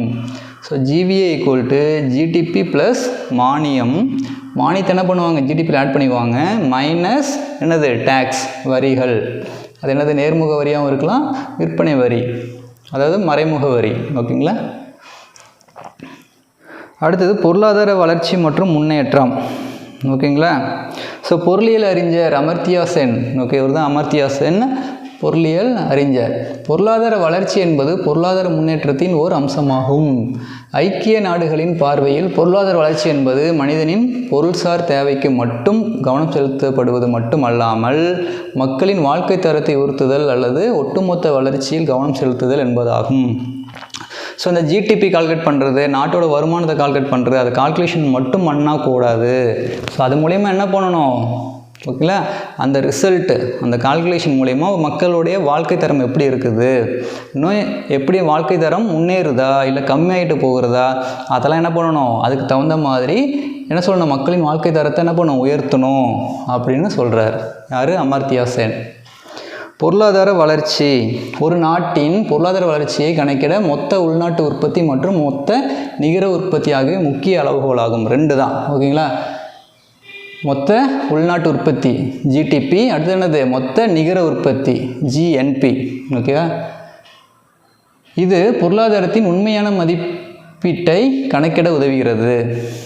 என்னென்ன, ஸோ ஒரு நாட்டோட உண்மையான பொருளாதாரத்தை கணக்கிட என்னென்ன யூஸ் ஆகுது, GDP ப்ளஸ் GNP. ஓகேங்களா, ஸோ பொருளாதார முன்னேற்றம், பொருளாதார மேம்பாடு என்பது ஒரு பொருளாதாரத்தின் ஒரு பரந்த உருவத்தை திட்டமிடுகிறது. இது ஒரு பொருளாதாரத்தின் உற்பத்தி நிலை அல்லது உற்பத்தியின் அதிகரிப்பு மற்றும் அதன் குடிமக்களின் வாழ்க்கை தரத்தில் முன்னேற்றம் ஆகியவற்றை கணக்கில் எடுத்துக்கொள்கிறது. இது உற்பத்தியில் வெறும் அளவு அதிகரிப்பதை விட சமூக பொருளாதார காரணிகளின் அதிக கவனம் செலுத்துகிறது. பொருளாதார மேம்பாடு என்பது தொழில்நுட்பத்தில் முன்னேற்றம், தொழிலாளர் சீர்திருத்தங்கள், வாழ்க்கை தரம் உயர்வு, பொருளாதாரத்தில் பரந்த நிறுவன மாற்றங்கள் ஆகியவற்றை அளவிடும் ஒரு தரமான நடவடிக்கையாகும். ஓகேங்களா, இது நம்ம பார்த்தது தான். ஸோ இந்த மொத்த உள்நாட்டு உற்பத்தி அல்லது மொத்த நாட்டு வருமானத்தை கணக்கீடு பண்ணுறதுனால என்ன பண்ணுறோம், நம்மளுடைய ஒரு நாட்டோட ஸ்டேட்டஸ் வந்து என்னது நம்மளுக்கு தெரியுது. ஓகேங்களா, அதுக்கு தகுந்த மாதிரி என்ன பண்ணுறாங்க, ஒரு நல்ல நல்ல திட்டங்கள்லாம் நம்ம வகுக்க முடியுது. ஸோ ஒரு பொருளாதாரத்தின் உண்மையான முன்னேற்றத்தை அளப்பதற்கு மனிதவள மேம்பாட்டு குறியீடு சரியானதாகும். ஓகேங்களா, ஸோ அடுத்தது என்ன பார்க்க போகிறோன்னா, வளர்ச்சி பாதையில் GDP மற்றும் வேலைவாய்ப்பு. ஸோ GDP மற்றும் வேலைவாய்ப்போட growth எப்படி இருக்குன்னு பார்க்க போகிறோம். இந்தியா தன் வளர்ச்சி பாதையில் முதலாவதாக நெருக்கமான வர்த்தக கொள்கையை எடுத்துக்கொண்டது. ஓகேங்களா, இது உள்நாட்டு தொழில்களுக்கு ஒரு உந்துதலையும் வெளிநாட்டு பொருட்களையும் நிறுவனங்களையும் சார்ந்திருத்தலை குறைக்கும் நிலையை ஏற்படுத்தியது.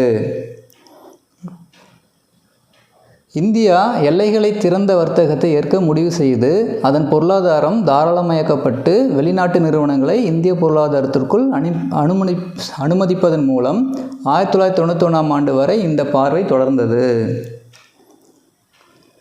அடுத்தது பாருங்கள், இம்பார்ட்டன்ட். 5 ஆண்டு திட்டத்தின் கீழ் வேலைவாய்ப்பு உருவாக்கத்திற்கு ஒரு உந்துதல் வழங்கப்பட்டது.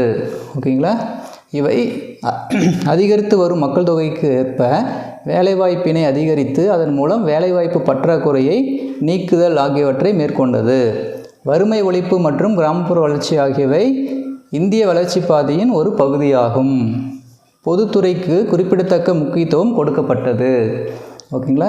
தனியார் நிறுவனங்கள் மற்றும் தொழிற்சாலைகள் கடுமையான ஒழுங்குமுறை மற்றும் தரநிலைக்கு உட்பட்டவை ஆயின. அரசாங்கமானது மக்களின் ஒரே பாதுகாப்பாளராகவும் சமூக நலத்திற்காகவும் செயல்படும் என்று நம்பப்பட்டது. இந்தியாவில் கடந்த 2 சகாப்தங்களாக ஜிடிபியின் நிலையான அதிக வளர்ச்சியால் தனிநபர் வருமானம் அதிகரித்ததும் முழு வறுமை குறைத்தும் காணப்படுகின்றன. 12 ஆண்டுகளில் தனிநபர் வருமானம் 2 மடங்காக உயர்ந்துள்ளது. ஓகேங்களா. இந்தியா தனிநபர் வருமானத்தில் நடுத்தர வருவாய் நாடுகளின் பிரிவில் இடம் பிடித்துள்ளது. பிறப்பின் போது எதிர்பார்க்கப்பட்ட ஆயுட்காலம் 65 ஆண்டுகள் மற்றும் 5 வயதுக்குட்பட்ட 44% குழந்தைகள் ஊட்டச்சத்து குறைபாடுடன் உள்ளனர். 15 வயதும் அதற்கு மேலும் உள்ள மக்கள் தொகையில் 63% பேர் கல்வி அறிவு பெற்றவர்களாக உள்ளனர். இது ஒப்பீட்டளவில் குறைந்த நடுத்தர வருவாய் நாடுகளில் 71% ஆகும். மற்ற பிற நாடுகளை விட இந்தியா வெவ்வேறான வளர்ச்சி பாதையை பின்பற்றுகிறது. ஓகேங்களா. என்ன இதை பின்பற்றுறாங்க அப்படின்னா, இந்திய முன்னேற்றத்தை ஆதரிக்கும் காரணிகள். இந்தியாவில் 35 வயதிற்கு உட்பட்ட உழைக்கும் வயதில் வேகமாக வளரும் மக்கள் தொகையில் 700 மில்லியன் பேர் உள்ளனர். ஓகேங்களா. ஸோ 35 வயசுக்குள்ளார இருக்கிறவங்க எத்தனை பேர்? 700 மில்லியன் பேர் இருக்காங்க இந்தியாவில். அடுத்த 20 ஆண்டுகளில் இந்தியாவின் வளர்ச்சிக்கான மக்கள் தொகை குறைவாக உள்ளது. இந்தியாவில் மக்கள் தொகை மாற்றத்தில் கடந்த 2 சகாப்தங்களாக உழைக்கும் வயது மக்களின் பங்கு 58% 64% உயர்ந்துள்ளது. ஓகே. அடுத்து மனிதவள மேம்பாட்டு குறியீடு அப்படின்னு நம்ம பார்த்தோம். ஓகேங்களா. HDI அப்படின்னு. ஸோ மனிதவள மேம்பாட்டு குறியீடுனா என்ன? ஓகேங்களா அப்படின்னு பார்க்க போகிறோம். மனித மேம்பாட்டு குறியீடு என்பது 1990ஆம் ஆண்டு பாகிஸ்தானின் முஹப் உல் அக் என்ற பொருளியல் அறிஞரால் அறிமுகப்படுத்தப்பட்டது. பிறப்பின் போது வாழ்நாள் எதிர்பார்ப்பு, வயது வந்தோரின் கல்வி அறிவு மற்றும் வாழ்க்கை தரம், ஜிடிபியின் மடக்கை செயல்பாடு என கணக்கிடப்பட்டு வாங்கும் சக்தி சமநிலைக்கு சரி செய்யப்படுகிறது. UNDPயில் வெளியிடப்பட்ட சமீபத்தில் மனித வளர்ச்சி மதிப்பீடுகளில் இந்தியா 189 நாடுகளில் 130வது இடத்திற்கு உயர்ந்துள்ளது. ஓகேங்களா. ஸோ இந்தியா எத்தனாவது பிளேஸில் இருக்குது? 130வது பிளேஸில் இருக்குது. 1990 to 2017 இடைப்பட்ட காலத்தில் இந்தியாவின் HDIயின் மதிப்பு 0.427 இருந்து 0.640 ஆக உயர்ந்தது. ஓகேங்களா. இது கிட்டத்தட்ட 50% அதிகரித்தது. மில்லியன் மக்களின் வறுமையை போக்கி நாட்டின் குறிப்பிடத்தக்க குறியீடாக உள்ளது. அதாவது இந்தியாவோட growth நல்லா இருக்குது அப்படின்னு சொல்ல வராங்க. அதில்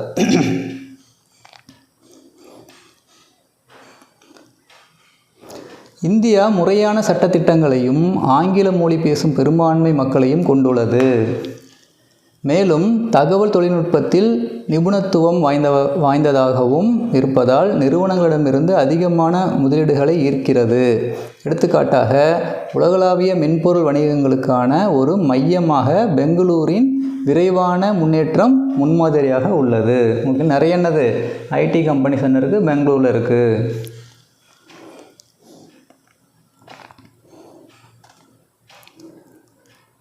அடுத்து நம்ம பார்க்க போகிறது ஜிடிபியின் வளர்ச்சி மற்றும் பொருளாதார கொள்கைகள். ஓகேங்களா. என்னென்ன வளர்ச்சி கொள்கைகள்லாம் இருக்குது அப்படின்னு பார்த்தீங்கன்னா, பொருளாதார வளர்ச்சி மற்றும் பொருளாதார முன்னேற்றத்தை அதிகரிப்பதற்கு சுதந்திரம் பெற்றதிலிருந்து இந்திய அரசு பல பொருளாதார கொள்கைகளை உருவாக்கியுள்ளது. முக்கியமான பொருளாதார கொள்கை பின்வருமாறு. என்னென்ன பொருளாதார கொள்கைகள்லாம் நம்ம பின்பற்றுறோம் அப்படின்னா, ஃபஸ்ட்டு என்னது? வேளாண் கொள்கை. ஓகேங்களா. அக்ரிகல்ச்சர்.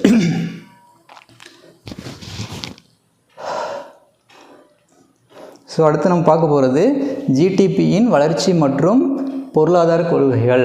ஸோ இந்தியாவில் பார்த்திங்கன்னா ஜிடிபி வந்து இன்க்ரீஸ் பண்ணுறதுக்கு என்னென்ன பொருளாதார கொள்கைகள் வந்து நம்ம பின்பற்றுறோம் அப்படின்னு பார்க்க போகிறோம். பொருளாதார வளர்ச்சி மற்றும் பொருளாதார முன்னேற்றத்தை அதிகரிப்பதற்கு சுதந்திரம் பெற்றதிலிருந்து இந்திய அரசு பல பொருளாதார கொள்கைகளை உருவாக்கியுள்ளது. அதை வந்து முக்கியமான பொருளாதார கொள்கைகளை நம்ம ஒன் பை ஒன்னாக பார்க்க போகிறோம். ஸோ ஃபஸ்ட்டு என்னது பார்த்திங்கன்னா வேளாண் கொள்கை, அக்ரிகல்ச்சர். உள்நாட்டு வேளாண்மை மற்றும் வெளிநாட்டு வேளாண்மை இறக்குமதி பொருட்கள் பற்றிய அரசின் முடிவுகளையும் நடவடிக்கைகளையும் பற்றியது வேளாண் கொள்கையாகும். ஸோ வேளாண் கொள்கை அப்படிங்கிறது என்னது? முக்கியமாக உள்நாட்டு வேளாண்மை மற்றும் வெளிநாட்டு வேளாண்மை இறக்குமதி பொருட்கள் பற்றிய அரசின் முடிவுகளையும் நடவடிக்கைகளையும் ஓகேங்களா பற்றியது தான் வேளாண் கொள்கை அப்படின்னு சொல்கிறாங்க. சில பரவலான கருப்பொருட்கள் இடர் மேலாண்மை மற்றும் சரி செய்தல், பொருளாதார நிலைத்தன்மை, இயற்கை வளங்கள், சுற்றுச்சூழல் நிலைத்தன்மையின் ஆராய்ச்சி மற்றும் மேம்பாடு, உள்நாட்டு பொருட்களுக்கான சந்தை அணுகல் ஆகியவை வேளாண் கொள்கையில் அடங்கும்.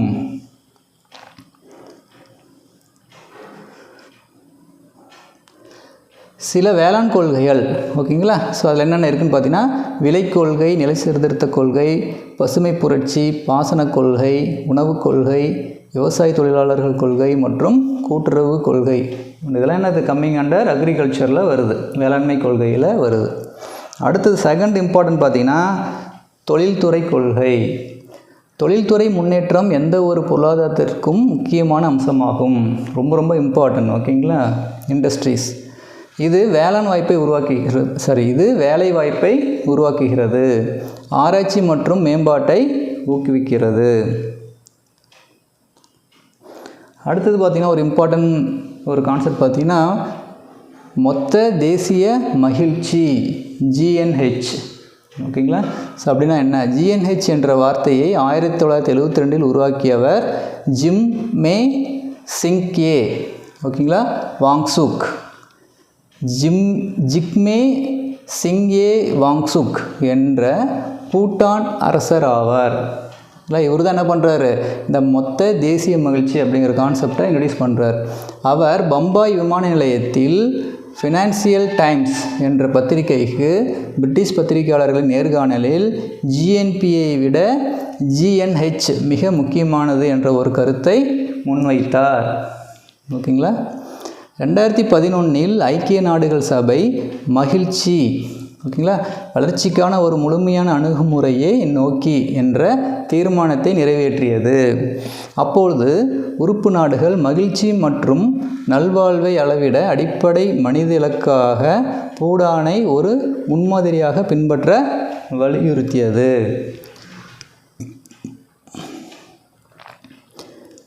ஜிஎன்ஹெச்சியின் 4 தூண்கள் ஓகேங்களா. என்னென்ன இம்பார்ட்டன்ட் ஓகேங்களா. அதோடைய தூணாக என்ன இருக்குதுன்னு பார்த்தீங்கன்னா, ஒன்று நிலையான மற்றும் சமமான சமூக பொருளாதார வளர்ச்சி ஓகேங்களா, சுற்றுச்சூழல் பாதுகாப்பு, கலாச்சாரத்தை பாதுகாப்பதும் மேம்படுத்துவதும். அடுத்தது 4வது முக்கியமானது நல்ல ஆட்சித்திறன் ஓகேங்களா. ஸோ இதெல்லாம் இருந்தாவே என்ன ஆகும், ஒரு நாட்டில் மொத்த தேசிய மகிழ்ச்சி சதவீதம் அதிகமாகும்.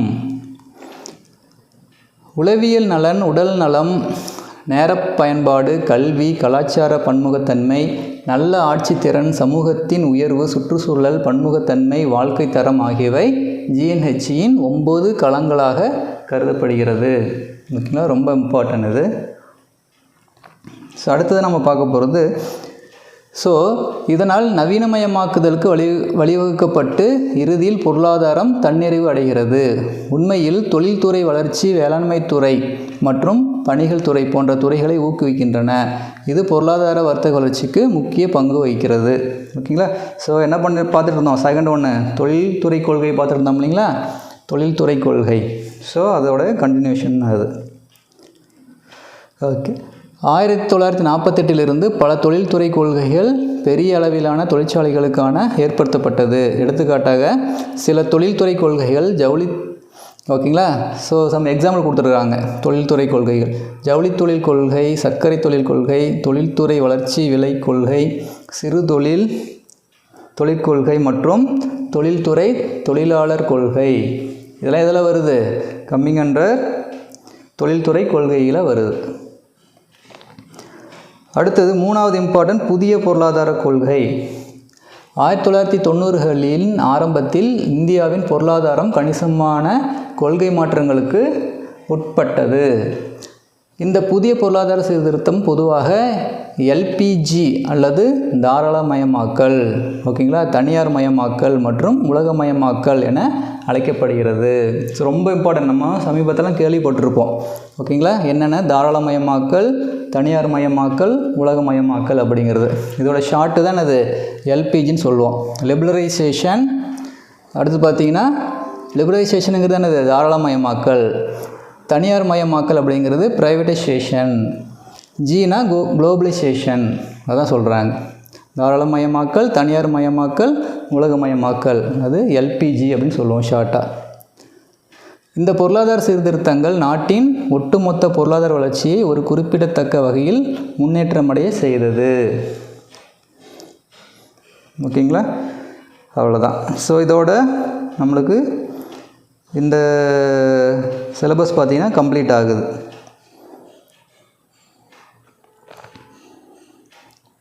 ஸோ 10th ஸ்டாண்டர்டில் இருக்கிற மொத்த உள்நாட்டு உற்பத்தி மற்றும் அதன் வளர்ச்சி, அதை வந்து என்ன பண்ணியிருக்கிறோம், நம்ம கம்ப்ளீட் பண்ணியிருக்கிறோம். ஸோ இதில் வந்து பார்த்திங்கன்னா 5 சிலபஸ் இருக்குது. ஃபஸ்ட்டு ஒன்று என்ன பண்ணிட்டோம், கம்ப்ளீட் பண்ணியிருக்கிறோம். அடுத்து என்ன பார்க்க போகிறோம், செகண்டு, ஓகேங்களா. ஸோ செகண்ட் ஒன்று பார்த்திங்கன்னா ரொம்ப ரொம்ப இம்பார்ட்டன்ட். ஸோ இதுவும் பார்த்திங்கன்னா டிஎன்பிஎஸ்சி குரூப் 4 நியூ சிலபஸில் பார்த்திங்கன்னா எக்கனாமிக் சிலபஸில் வந்து இந்த இது இருக்குது. ஸோ செகண்டு சப்ஜெக்ட் பார்த்திங்கன்னா உலகமயமாதல் மற்றும் வர்த்தகம். உலகமயமாதல்னு என்னது, குளோபலைசேஷன், ஓகேங்களா. ஸோ அதை பற்றி டீட்டெயிலாக நம்ம பார்க்கலாம். ஸோ இதில் என்னென்ன நம்ம பார்க்க போகிறோம், உலகமயமாக்கல் மற்றும் வர்த்தகம், அதில் என்னென்ன நம்ம டீட்டெயிலாக பார்க்க போகிறோம் அப்படின்னா, உலகமயமாக்குதலின் பொருள் மற்றும் வரலாறு. ஸோ உலகமயமாக்குதல்னால் என்ன, அதோடைய ஹிஸ்ட்ரி, பன்னாட்டு நிறுவனங்களின் பரிணாம வளர்ச்சி, ஓகேங்களா, எம்என்சி கம்பெனி சொல்லுவாங்களா, மல்டிநேஷ்னல் கார்ப்பரேஷன், ஓகேங்களா, அதோடைய பரிணாம வளர்ச்சி எப்படி வந்து அதோடைய பரிமாற்றம் இருந்தது அப்படின்ட்டு. அடுத்தது தென்னிந்திய வரலாறு முன்னோக்கில் வர்த்தகம் மற்றும் வணிகர்கள் பற்றி அறிந்து கொள்ளுதல், ஓகேங்களா. ஸோ இது வந்து ரொம்ப ரொம்ப இம்பார்ட்டன்ட். இது பார்த்திங்கன்னா நம்மளுடைய ஹிஸ்ட்ரி, அதெல்லாம் நம்ம பார்க்க போகிறோம் இதில் ஷார்ட்டாக. நியாயமான வர்த்தக நடைமுறைகள் மற்றும் உலக வர்த்தக அமைப்பை பற்றி அறிந்து கொள்ளுதல், உலகமயமாக்குதலின் தாக்கத்தையும் சவால்களையும் புரிந்து கொள்ளுதல். ஸோ ரொம்ப ரொம்ப இம்பார்ட்டன்ட் கான்செப்ட் பார்த்திங்கன்னா எக்கனாமிக்ஸில், ஓகேங்களா. இதை பற்றி டீட்டெயிலாக நம்ம பார்த்துடலாம். ஸோ ஃபஸ்ட்டு ஒரு இன்ட்ரடக்ஷன். நவீன நாட்களில் அரசியல்வாதிகள், பொருளியல் வல்லுநர்கள் மற்றும் தொழிலதிபர்களிடையே அதிகமாக பேசக்கூடிய கருத்துக்களாக தாராளமயமாக்கல், தனியார்மயமாக்கல் மற்றும் உலகமயமாக்கல் இருக்கின்றன. அதான் என்ன சொன்னோம் ஷார்ட்டாக எல்பிஜி அப்படின்னு சொல்லி போன கிளாஸில் நம்ம பார்த்தோம் இல்லைங்களா. ஸோ அதுதான் இது. So liberalisation, privatisation, globalisation. நமது அரசாங்கம் 1991ஆம் ஆண்டு இவற்றை நடைமுறைப்படுத்தியது. ஸோ 1991 தான் என்ன பண்ணுறோம், இந்த எல்பிஜி அப்படிங்கிற கான்செப்டை நடைமுறைக்கு கொண்டு வந்திருக்காங்க 1991. ஓகே. ஸோ ஃபஸ்ட்டு உலகமயமாக்கல்னால் என்ன, ஓகேங்களா. குளோபலைசேஷன் அப்படின்னா என்ன அப்படின்னு பார்த்தீங்கன்னா, உலகமயமாக்கல் என்பது உலக பொருளாதாரத்துவ நாடுகளை ஒருங்கிணைப்பதாகும். அடிப்படையில் உலகமயமாக்கல் சர்வதேசமயமாக்கல் மற்றும் தாராளமயமாக்கல் செயல்முறையை குறிக்கிறது, ஓகேங்களா. ஸோ உலகமயமாக்கல் அப்படிங்கிறது என்னது, சர்வதேசமயமாக்கல் மற்றும் தாராளமயமாக்கல் தான் குறிக்குது அப்படின்னு சொல்கிறாங்க. ஸோ உலகமயமாக்கலின் வரலாறு, அதோடைய ஹிஸ்ட்ரி பார்க்க போகிறோம். குளோபலைசேஷன் எங்கேருந்து ஸ்டார்ட் ஆச்சு அப்படின்ட்டு. ஸோ உலகமயமாக்கல் என்ற சொல் பேராசிரியர் தியோடோர் லெவிட் என்பவரால் அறிமுகப்படுத்தப்பட்டது. ரொம்ப இம்பார்ட்டன்ட். உலகமயமாக்கல் என்ற சொல் பேராசிரியர் தியோடோர் லெவிட் என்பவரால் அறிமுகப்படுத்தப்பட்டது. உலகமயமாக்கல் வரலாற்று பின்னணியில் 3 நிலைகளில் விவாதிக்கப்பட்டது, ஓகேங்களா. So stages, 3 stages. ஸோ உலகமயமாக்கலின் வரலாறு வந்து நம்ம இருக்காங்க 3 ஸ்டேஜாக பிரிச்சுருக்கிறாங்க. ஃபஸ்ட்டு ஒன்று என்னது, தொன்மையான உலகமயமாக்கல். 2வது ஸ்டேஜ் வந்து இடைப்பட்ட உலகமயமாக்கல். 3வது ஸ்டேஜ் வந்து நவீன உலகமயமாக்கல். ஸோ ஃபஸ்ட்டு என்ன பார்க்க போகிறோம், தொன்மையான உலகமயமாக்கல்னால் என்ன அப்படின்னா, சுமேரிய மற்றும் சிந்து சமவெளி நாகரிகத்தின் இடையேயான வர்த்தக உறவுகள் உலகமயமாக்கல் என்ற ஒரு வடிவத்தை 3ஆம் நூற்றாண்டுகளிடையே உருவாக்கியது என்று ஆண்ட்ரோ குந்தர் ஃப்ராங்க் வாதிட்டார். ஓகேங்களா? என்ன சொல்கிறாங்க? சுமேரிய மற்றும் சிந்து சமவெளி நாகரிகத்தின் இடையேயான வர்த்தக உறவுகள் உலகமயமாக்கல் என்ற ஒரு வடிவத்தை 3ஆம் நூற்றாண்டுகளுக்கிடையே உருவாக்கியது.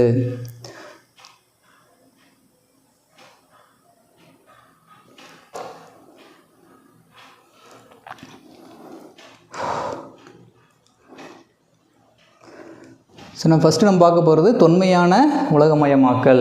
ஸோ அப்படின்னா என்ன? ஸ்டேஜ் 1. ஓகேங்களா? குளோபலைசேஷனில் ஃபஸ்ட்டு ஸ்டேஜ் என்னது? தொன்மையான உலகமயமாக்கல். அப்படின்னா என்ன அப்படின்னா, சுமேரிய மற்றும் சிந்து சமவெளி நாகரிகத்தின் இடையேயான வர்த்தக உறவுகள் உலகமயமாக்கல் என்ற ஒரு வடிவத்தை 3ஆம் நூற்றாண்டுகளிலேயே உருவாக்கியது என்று ஆண்ட்ரோ குந்தர் ஃப்ராங்க் அப்படிங்கிறவர் என்ன சொல்கிறாரு? அதை சொல்கிறாரு. ஒரு பேர் என்ன? Andre Gunder Frank.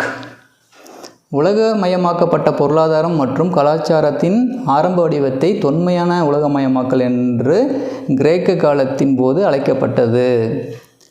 Rome பேரரசுக்கும் Parthiban பேரரசுக்கும் மற்றும் ஹென் வம்சத்துக்கும் இடையேயான வர்த்தக தொடர்பே உலகமயமாக்கலின் ஆரம்ப வடிவம்.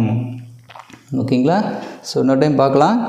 ரோம் பேரரசுக்கும் பார்த்தியன் பேரரசுக்கும் மற்றும் ஹான் வம்சத்துக்கும் இடையேயான வர்த்தக தொடர்பு தான் அது உலகமயமாக்கலின் ஆரம்ப வடிவம் சொல்கிறாங்க.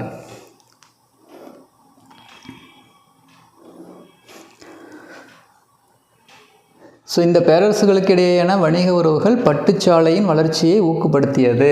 சில்க் ரூட் அப்படின்னு சொல்லுவோம். இது கேள்விப்பட்டிருப்போம், சில்க் ரூட் அப்படிங்கிறது. ஸோ பட்டு வாணிபம் அப்போ நிறைய நடந்துகிட்டு இருந்தது.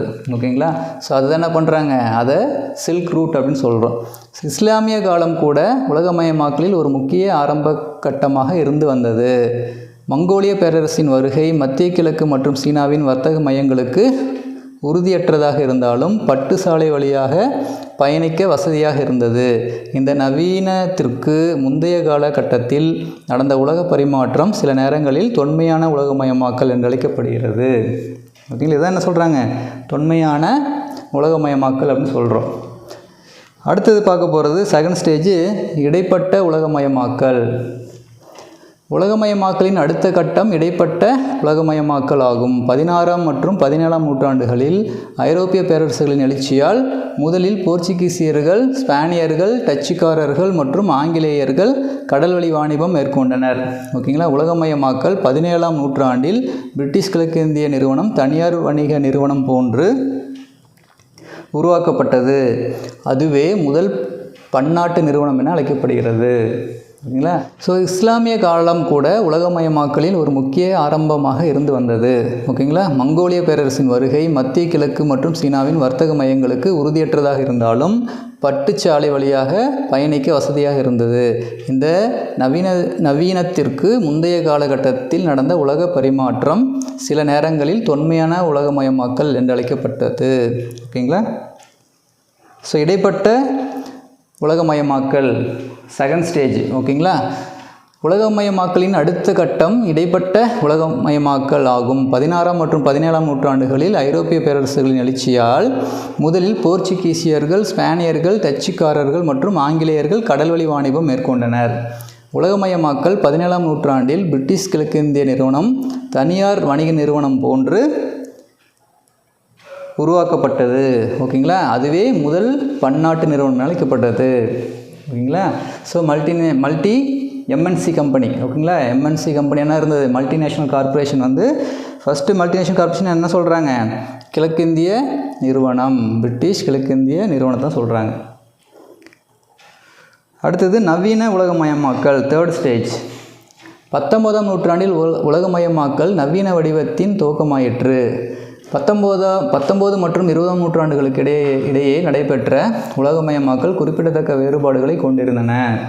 அவை அந்த நூற்றாண்டுகளில் நடைபெற்ற உலகளாவிய வர்த்தக பொருளாதாரத்தின் மூலதனம் மற்றும் முதலீடு செய்யப்பட்டது.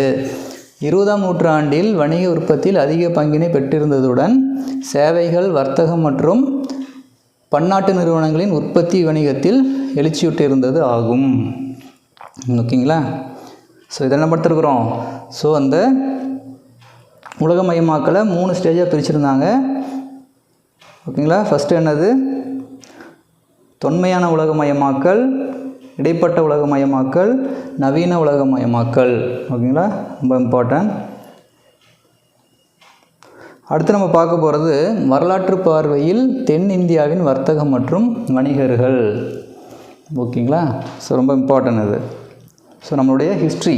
ஓகேங்களா? நம்ம வணிகம் பண்ணாங்க பார்த்தீங்களா, அதோடைய ஹிஸ்ட்ரி ஸ்டார்டிங்லேருந்து எப்படி அந்த வணிகம் அப்படிங்கிறது உருவானது அப்படின்னு பார்க்க போகிறோம். வர்த்தக நடவடிக்கைகளை ஒழுங்கமைக்கவும் விரிவுபடுத்தவும் வணிகர்கள் தென்னிந்திய வர்த்தக குழுக்களை உருவாக்கினர். இந்திய கலாச்சாரத்தை மற்ற நாடுகளுக்கு ஏற்றுமதி செய்யப்படும் வழியாக வர்த்தக குழுக்கள் இருந்தன. ஆரம்பகால வர்த்தகர்கள். ஓகேங்களா? இது எப்படி ஸ்டார்டிங் ஸ்டேஜில் என்ன இருந்தது அப்படின்னு பார்க்க போகிறோம். கிபி ஓகேங்களா 1053 கலிங்க வர்த்தகர்கள் சிவப்பு வண்ண கல் அலங்கார பொருட்களை வர்த்தகத்திற்கு கொண்டு வந்தனர். ஓகேங்களா? மேலும் ஆரம்ப நாட்களில் பருத்தி ஆடைகளை தென்கிழக்கு ஆசியாவிற்கு கொண்டு வந்து வர்த்தகம் செய்தனர். இப்படி தான் ஆகுது அந்த வர்த்தகம் அப்படிங்கிறது ஸ்டார்ட் ஆகுது, பிஸ்னஸ். ஓகேங்களா? ஐரோப்பிய வணிகர்கள். இந்த காலத்தில் இந்தியாவிற்கு பல்வேறு ஐரோப்பிய நிறுவனங்கள் வருவதற்கு வர்த்தக நடவடிக்கைகள் காரணமாக இருந்தது.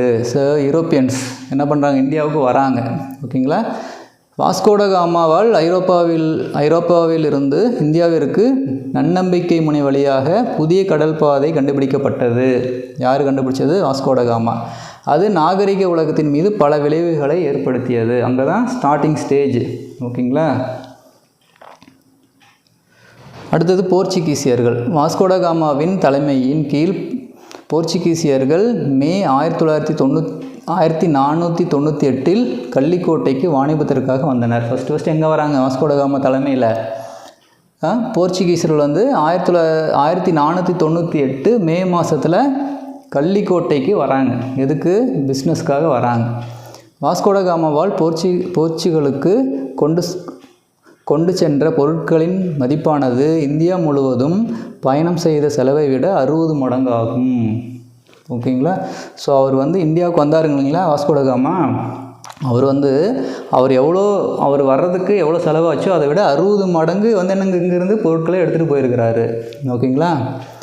மேலும் 1502 வாஸ்கோட காமாவின் 2வது பயணம் இந்தியாவில் கள்ளிக்கோட்டை, கொச்சின் மற்றும் கண்ணனூர் ஆகிய இடங்களில் வர்த்தக நிறுவனங்கள் நிறுவுவதற்கு வழிவகுத்தது. ஸோ ஃபஸ்ட்டு டைம் என்ன பண்ணுறாரு, அவர் வந்த செலவை விட 60 மடங்கு பொருளை எடுத்துகிட்டு போயிட்டார். அதே மாதிரி செகண்ட் டைம் வர்றாரு. செகண்ட் டைம் எங்கே வர்றாரு? கள்ளிக்கோட்டை, கொச்சின் மற்றும் கண்ணனூர் ஆகிய இடங்களில் என்ன பண்ணுறாங்க, அவங்க பிஸ்னஸை ஸ்டார்ட் பண்ணுறாங்க. ஆரம்பத்தில் இந்தியாவில் போர்ச்சுகீசியர்களின் தலைநகரமாக கொச்சின் இருந்தது. ஸோ ஃபஸ்ட்டு எங்கே அவங்க ஆரம்பிக்கிறாங்க? அவங்களுடைய ஹெட் ஆஃபீஸ் கொச்சினில் தான் ஆரம்பிக்கிறாங்க போர்ச்சுகீசியர்கள். அடுத்தது யார்? டச்சுக்காரர்கள். 1596 டச்சுக்காரர்கள் பல பயணங்கள் மேற்கொண்டு டச்சு கிழக்கிந்திய நிறுவனத்தை 1602 உருவாக்கினர். ஓகேங்களா? 1605 அட்மிரல் வான் டெர் ஹெகேன் என்பவரால் டச்சு நிறுவனம் மசூலிப்பட்டினம், பெத்தபோலி, தேவனாம்பட்டினம் ஆகிய இடங்களில் நிறுவப்பட்டது. ஓகேங்களா? பெத்தபோலிங்கிறது என்னது? நிஜாம்பட்டினம். ஓகேங்களா?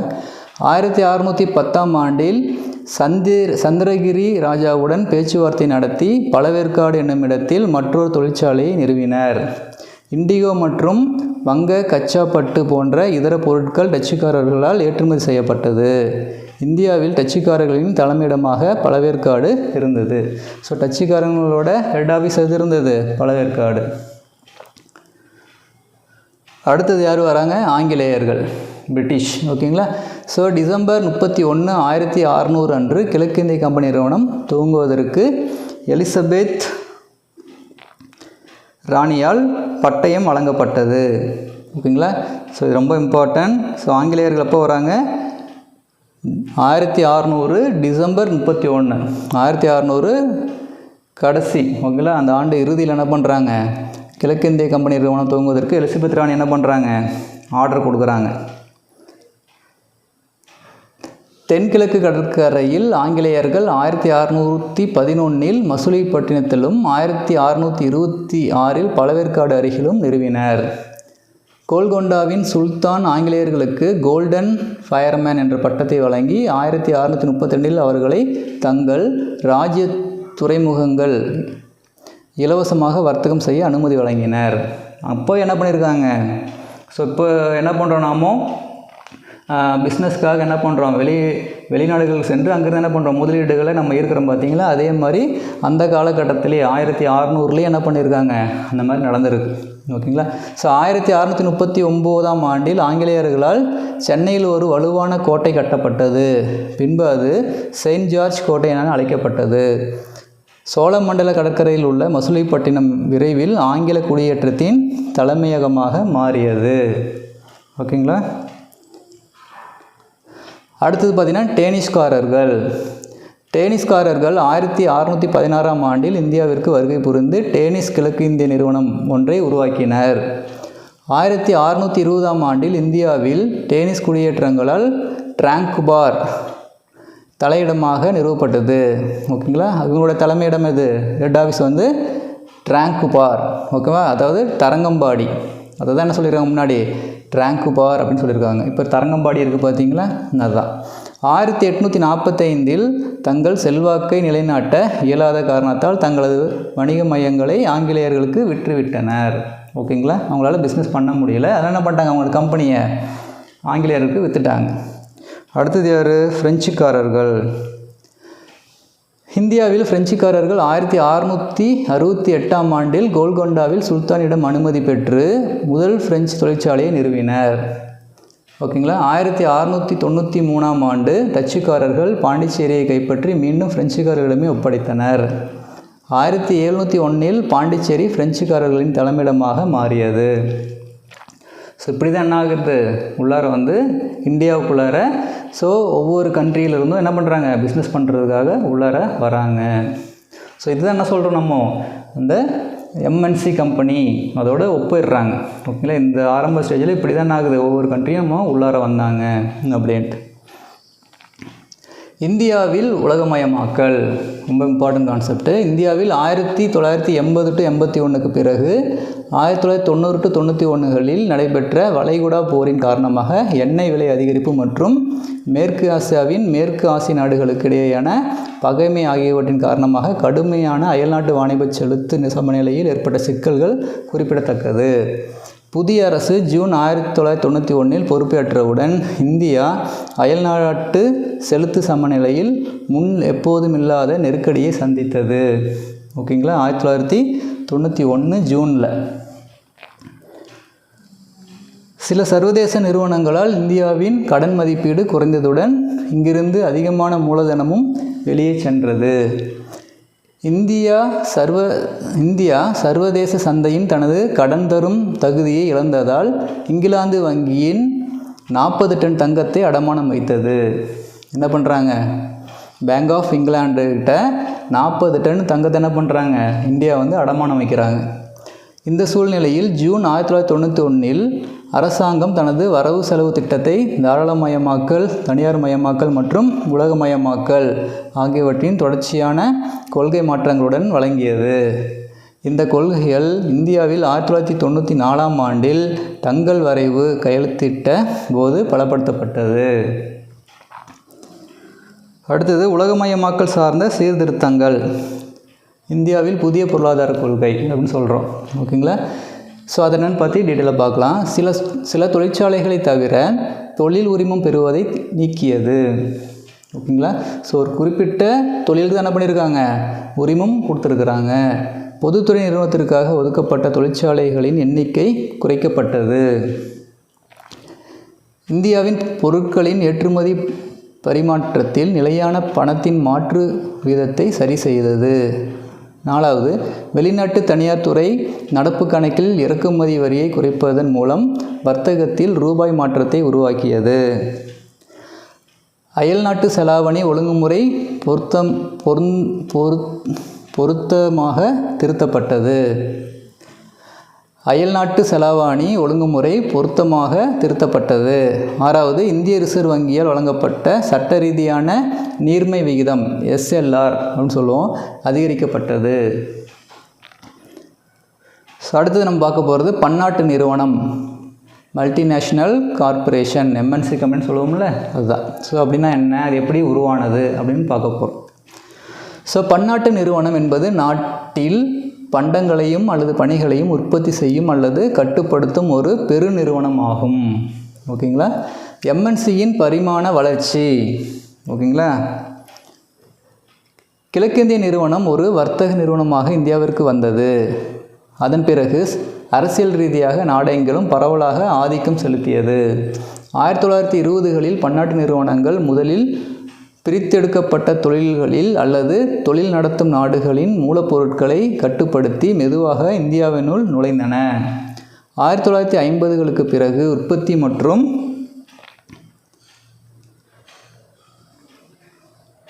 பணிகளின் துறைகளிலும் ஈடுபட்டது. என்ன பண்ணுறாங்க, ப்ரொடக்ஷன் அண்டு சர்வீஸில் என்ன பண்ணுறாங்க, அவங்க இன்வால்வ் ஆகிறாங்க. தற்போது இந்தியாவில் 4 பெரிய ஏற்றுமதி நாடுகளான அமெரிக்கா, இங்கிலாந்து, பிரான்ஸ் மற்றும் ஜெர்மனி போன்ற நாடுகளுக்கு சொந்தமான பன்னாட்டு நிறுவனங்கள் பெரும்பான்மையாக உள்ளது. இவற்றில் அதிகமானது அமெரிக்காவினுடையது ஆகும். இந்தியாவில் உள்ள 15 பெரிய பன்னாட்டு நிறுவனங்களில் 11 என்னது அமெரிக்காவை சார்ந்தது. ஸோ இந்தியாவில் 15 MNC கம்பெனி இருக்குது, பெரிய கம்பெனி. ஓகேங்களா. அதில் 11 என்னது அமெரிக்காவுடையது. ஸோ இந்தியாவில் பன்னாட்டு நிறுவனங்களின் வளர்ச்சி. ஓகேங்களா. அதோடைய டெவலப்மெண்ட் எப்படி இருக்குது, MNC கம்பெனியோட வளர்ச்சி என்ன. இந்திய தொழில்துறையில் பன்னாட்டு நிறுவனம் ஒரு பொதுவான வடிவத்துடன் இந்திய தொழிலதிபர்களின் ஒத்துழைப்புடன் நுழைந்தது. 1980களில் தாராளமயமாக்கலின் போக்கு வெளிநாட்டு ஒத்துழைப்புக்கு கணிசமாக பங்கினை அளித்தன. 1948லிருந்து 1988 ஆண்டுகளுக்கு இடையில் கையெழுத்தான 12760 மொத்த வெளிநாட்டு ஒத்துழைப்பு ஒப்பந்தங்களில் இருந்து இது தெளிவாகிறது. 1991இல் அறிவிக்கப்பட்ட தாராளமயமாக்கப்பட்ட வெளிநாட்டு முதலீட்டு கொள்கையினால் வெளிநாட்டு ஒத்துழைப்புகள் அதிகரித்து வெளிநாட்டு நேரடி முதலீடும் அதிகரித்துள்ளது.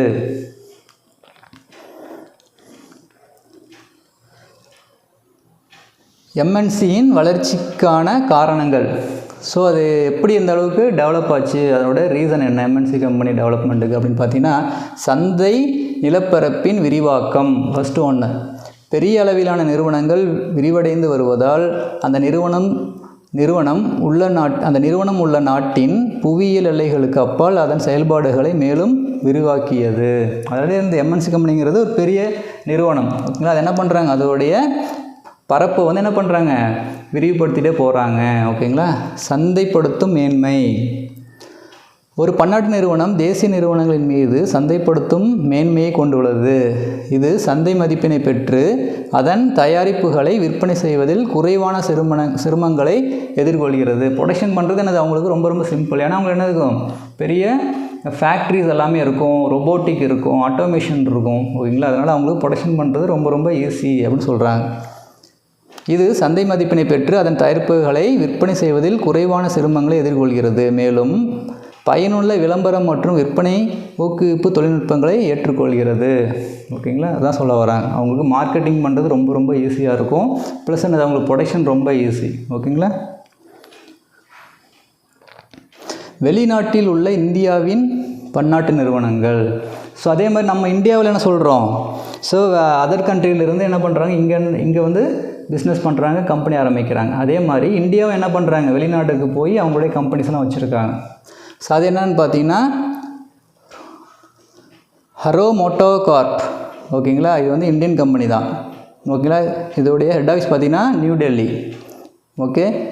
ஸோ வாகன தொழில் அவங்க பண்ணுறாங்க. அது எங்கே இருக்குது பார்த்தீங்கன்னா, எந்தெந்த நாட்டில் இருக்குது, கொலம்பியா, பங்களாதேஷ், ஆப்பிரிக்காவில் இருக்குது. அடுத்து பார்த்தீங்கன்னா பஜாஜ், அது ஒரு இந்தியன் கம்பெனி. அது ஹெட் ஆஃபீஸ் பூனே. வாகன தொழிலகம் தான் பண்ணுது அது. ஓகேங்களா. ஓகேங்களா. ஸோ பஜாஜ் நம்மளுக்கு தெரிஞ்சது தான். அது எங்கெங்கே வச்சுருக்காங்க பார்த்தீங்கன்னா, ஐக்கிய அரபு நாடுகள், பங்களாதேஷில் அங்கே கம்பெனி இருக்குது. அடுத்து டிவிஎஸ். ஓகேங்களா. அதோடைய ஹெட் ஆஃபீஸ் சென்னை, அதுவும் வாணிக தொழிலகம். அது எங்கெங்கே இருக்குது பார்த்தீங்கன்னா, பிரேசில், சிலி, கொலம்பியா, மெக்சிகோ, பெரு நாடுகள்லாம் அவங்க வச்சுருக்காங்க. அடுத்தது பாரத ஸ்டேட் வங்கி, ஓகேங்களா, SBI, state bank of India. So மும்பையில் இருக்குது, இது வந்து பேங்க் ட்ரான்சாக்ஷன் பண்ணிகிட்ருக்கு. ஸோ ஆஸ்திரேலியா, பங்களாதேஷ், பெல்ஜியம் இங்கெல்லாம் என்ன இருக்குது, அவங்களுடைய பிரான்ச்சஸ் இருக்குது. அடுத்தது பாரத் ஏர்டெல், ஓகேங்களா.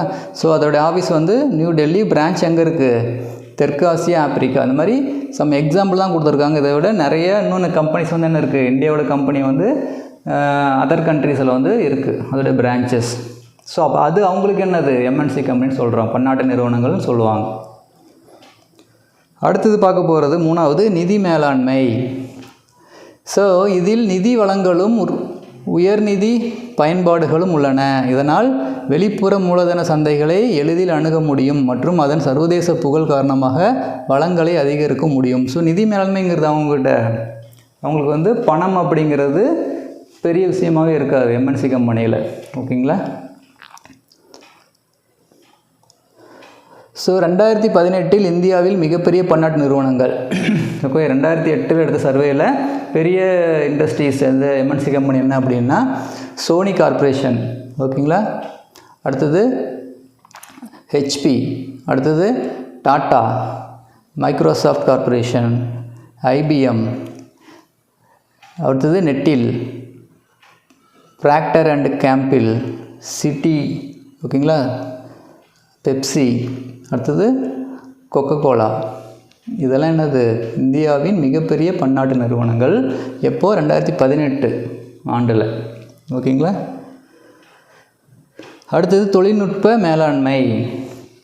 பின்தங்கிய நாடுகளில் பன்னாட்டு நிறுவனங்கள் பங்கேற்க ஊக்கமளித்ததற்கான முக்கிய காரணம் பன்னாட்டு நிறுவனங்கள் தொழில் வளர்ச்சியில் தொழில்நுட்ப மேம்பாடுடன் காணப்படுவதே ஆகும், ஓகேங்களா.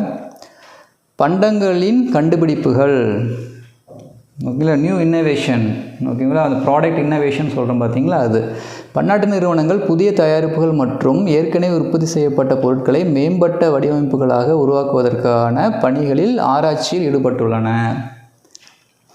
அடுத்தது நம்ம பார்க்க போகிறது MNCயின் நன்மைகள். ஸோ என்னென்ன அதோட அட்வான்டேஜஸ் இருக்குது, நன்மைகள் என்ன. பன்னாட்டு நிறுவனங்கள் குறைந்த விலையில் பொருட்களை தரமாகவும் மற்றும் பரிவர்த்தனை செலவு இல்லாமலும் உற்பத்தி செய்கிறது.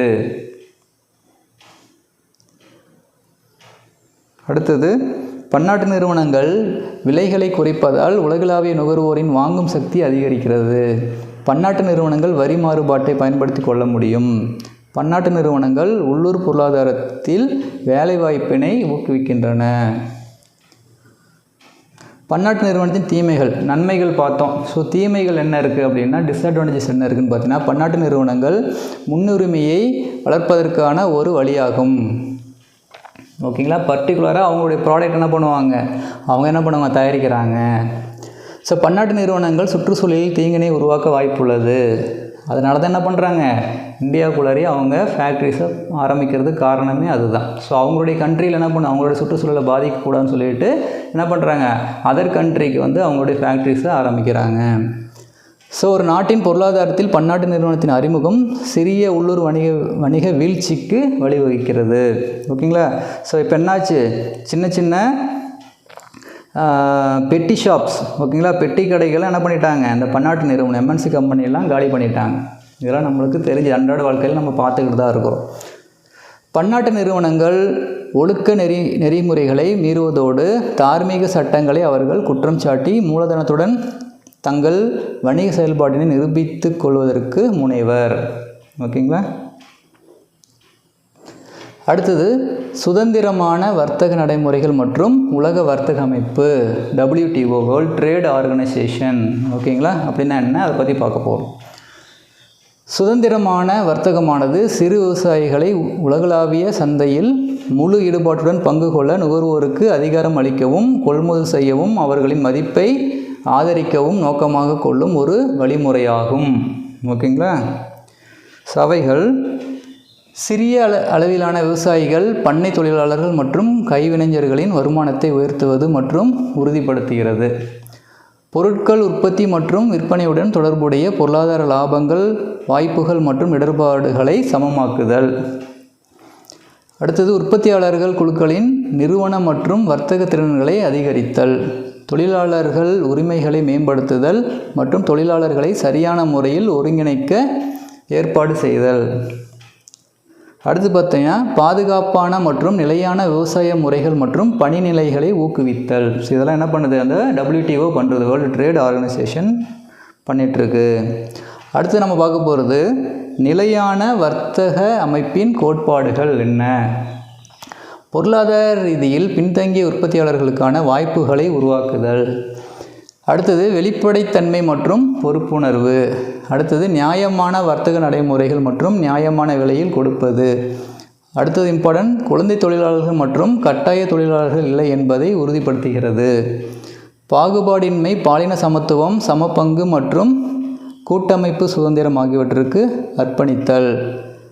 திறனை வளர்த்தல் மற்றும் நியாயமான அமைப்பினை மேம்படுத்துதல்.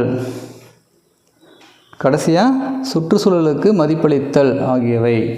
ஓகேங்களா. அடுத்து நம்ம பார்க்க போகிறது சுங்கவரி வாணிபம் குறித்த பொது உடன்பாடு. ஓகேங்களா. 1947 23 நாடுகள் காட் ஒப்பந்தத்தில் கையெழுத்திட்டன. காட் ஒப்பந்தம். ஓகேங்களா. So general agreement of trade and tariff அப்படின்னு சொல்லுவோம். ஓகேங்களா. ஸோ அதான் GATT. காட் அப்படின்னா general agreement of trade and tariff.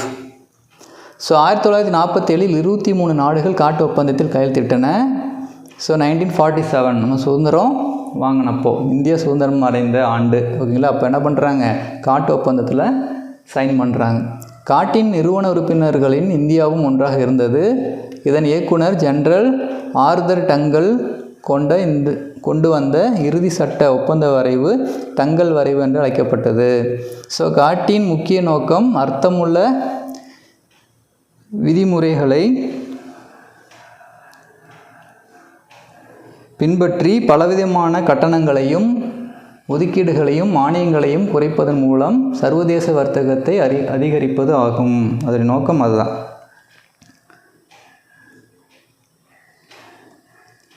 அடுத்து பார்த்தீங்கன்னா உலக வர்த்தக அமைப்பு WTOனா என்ன, வேர்ல்டு ட்ரேட் ஆர்கனைசேஷன் அப்படின்னா என்ன அப்படின்னா 1994 ஆண்டு ஏப்ரல் மாதம் உலக வர்த்தக அமைப்பதற்கு காட்டு உறுப்பு நாடுகள் உருகுவே சுற்றின் போது இறுதி ஒப்பந்தத்தில் கையெழுத்திட்டன.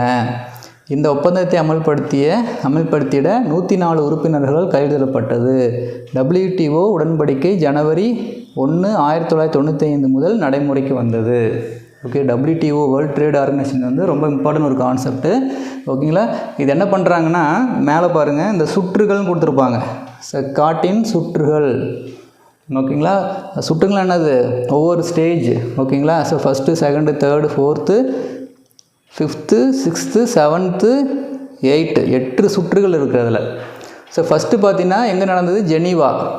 அடுத்தது பார்த்தீங்கன்னா 1947 ஃபஸ்ட்டு அப்போ தான் ஆரம்பிச்சிருக்காங்க இந்த கேட் அப்படிங்கிறது. 1947 சுவிட்சர்லாந்தில் நடந்தது. ஓகேங்களா. அடுத்தது ஃப்ரான்ஸில் நடக்குது 1949. அடுத்தது 50, 51 பார்த்தீங்கன்னா இங்கிலாண்டில் நடந்தது 3வது சுற்று. 4, 5, 6 அது எங்கே நடந்ததுன்னா சுவிட்சர்லாந்தில் நடக்குது, ஜெனீவாவில் நடக்குது அந்த சுற்று. அடுத்தது 7வது பார்த்தீங்கன்னா ஜப்பானில் நடக்குது, டோக்கியோவில் 1973, 79. அடுத்தது 8வது சுற்று பார்த்திங்கன்னா 1986, 1994 என்னது பண்டாடேல் LD. ஓகேவா, அங்கே நடக்குது. அது என்னது உருகுவேல. இதை உருகுவே சுற்று என்று அழைத்தனர். ஓகேங்களா. இதுதான் சுற்றுகள் அப்படின்னு சொல்கிறோம். அதில் என்னது WTO அப்படிங்கிறது என்ன சொல்ல வராங்கன்னா 1994 ஆண்டு ஏப்ரல் மாதம் உலக வர்த்தக அமைப்பை அமைப்பதற்கு காட் உறுப்பு நாடுகள் உருகுவே சுற்றின் போது இறுதி ஒப்பந்தத்தில் கையெழுத்திட்டன. இந்த கடைசியில் அப்போ இந்த உருகுவே சுற்று அப்படிங்கிறது என்னது 8வது சுற்று. ஓகேங்களா. அப்போ தான் என்ன பண்ணுறாங்க, அந்த WTO வேர்ல்டு ட்ரேட் ஆர்கனைசேஷன் அப்படிங்கிற ஆரம்பிக்கிறதுக்கு அதோடைய உறுப்பு நாடுகள்லாம் கையெழுத்திடுறாங்க. ஓகேங்களா. ஸோ WTO ஜனவரி 1, 1995 என்ன பண்ணுறாங்க, நடைமுறைக்கு வருது.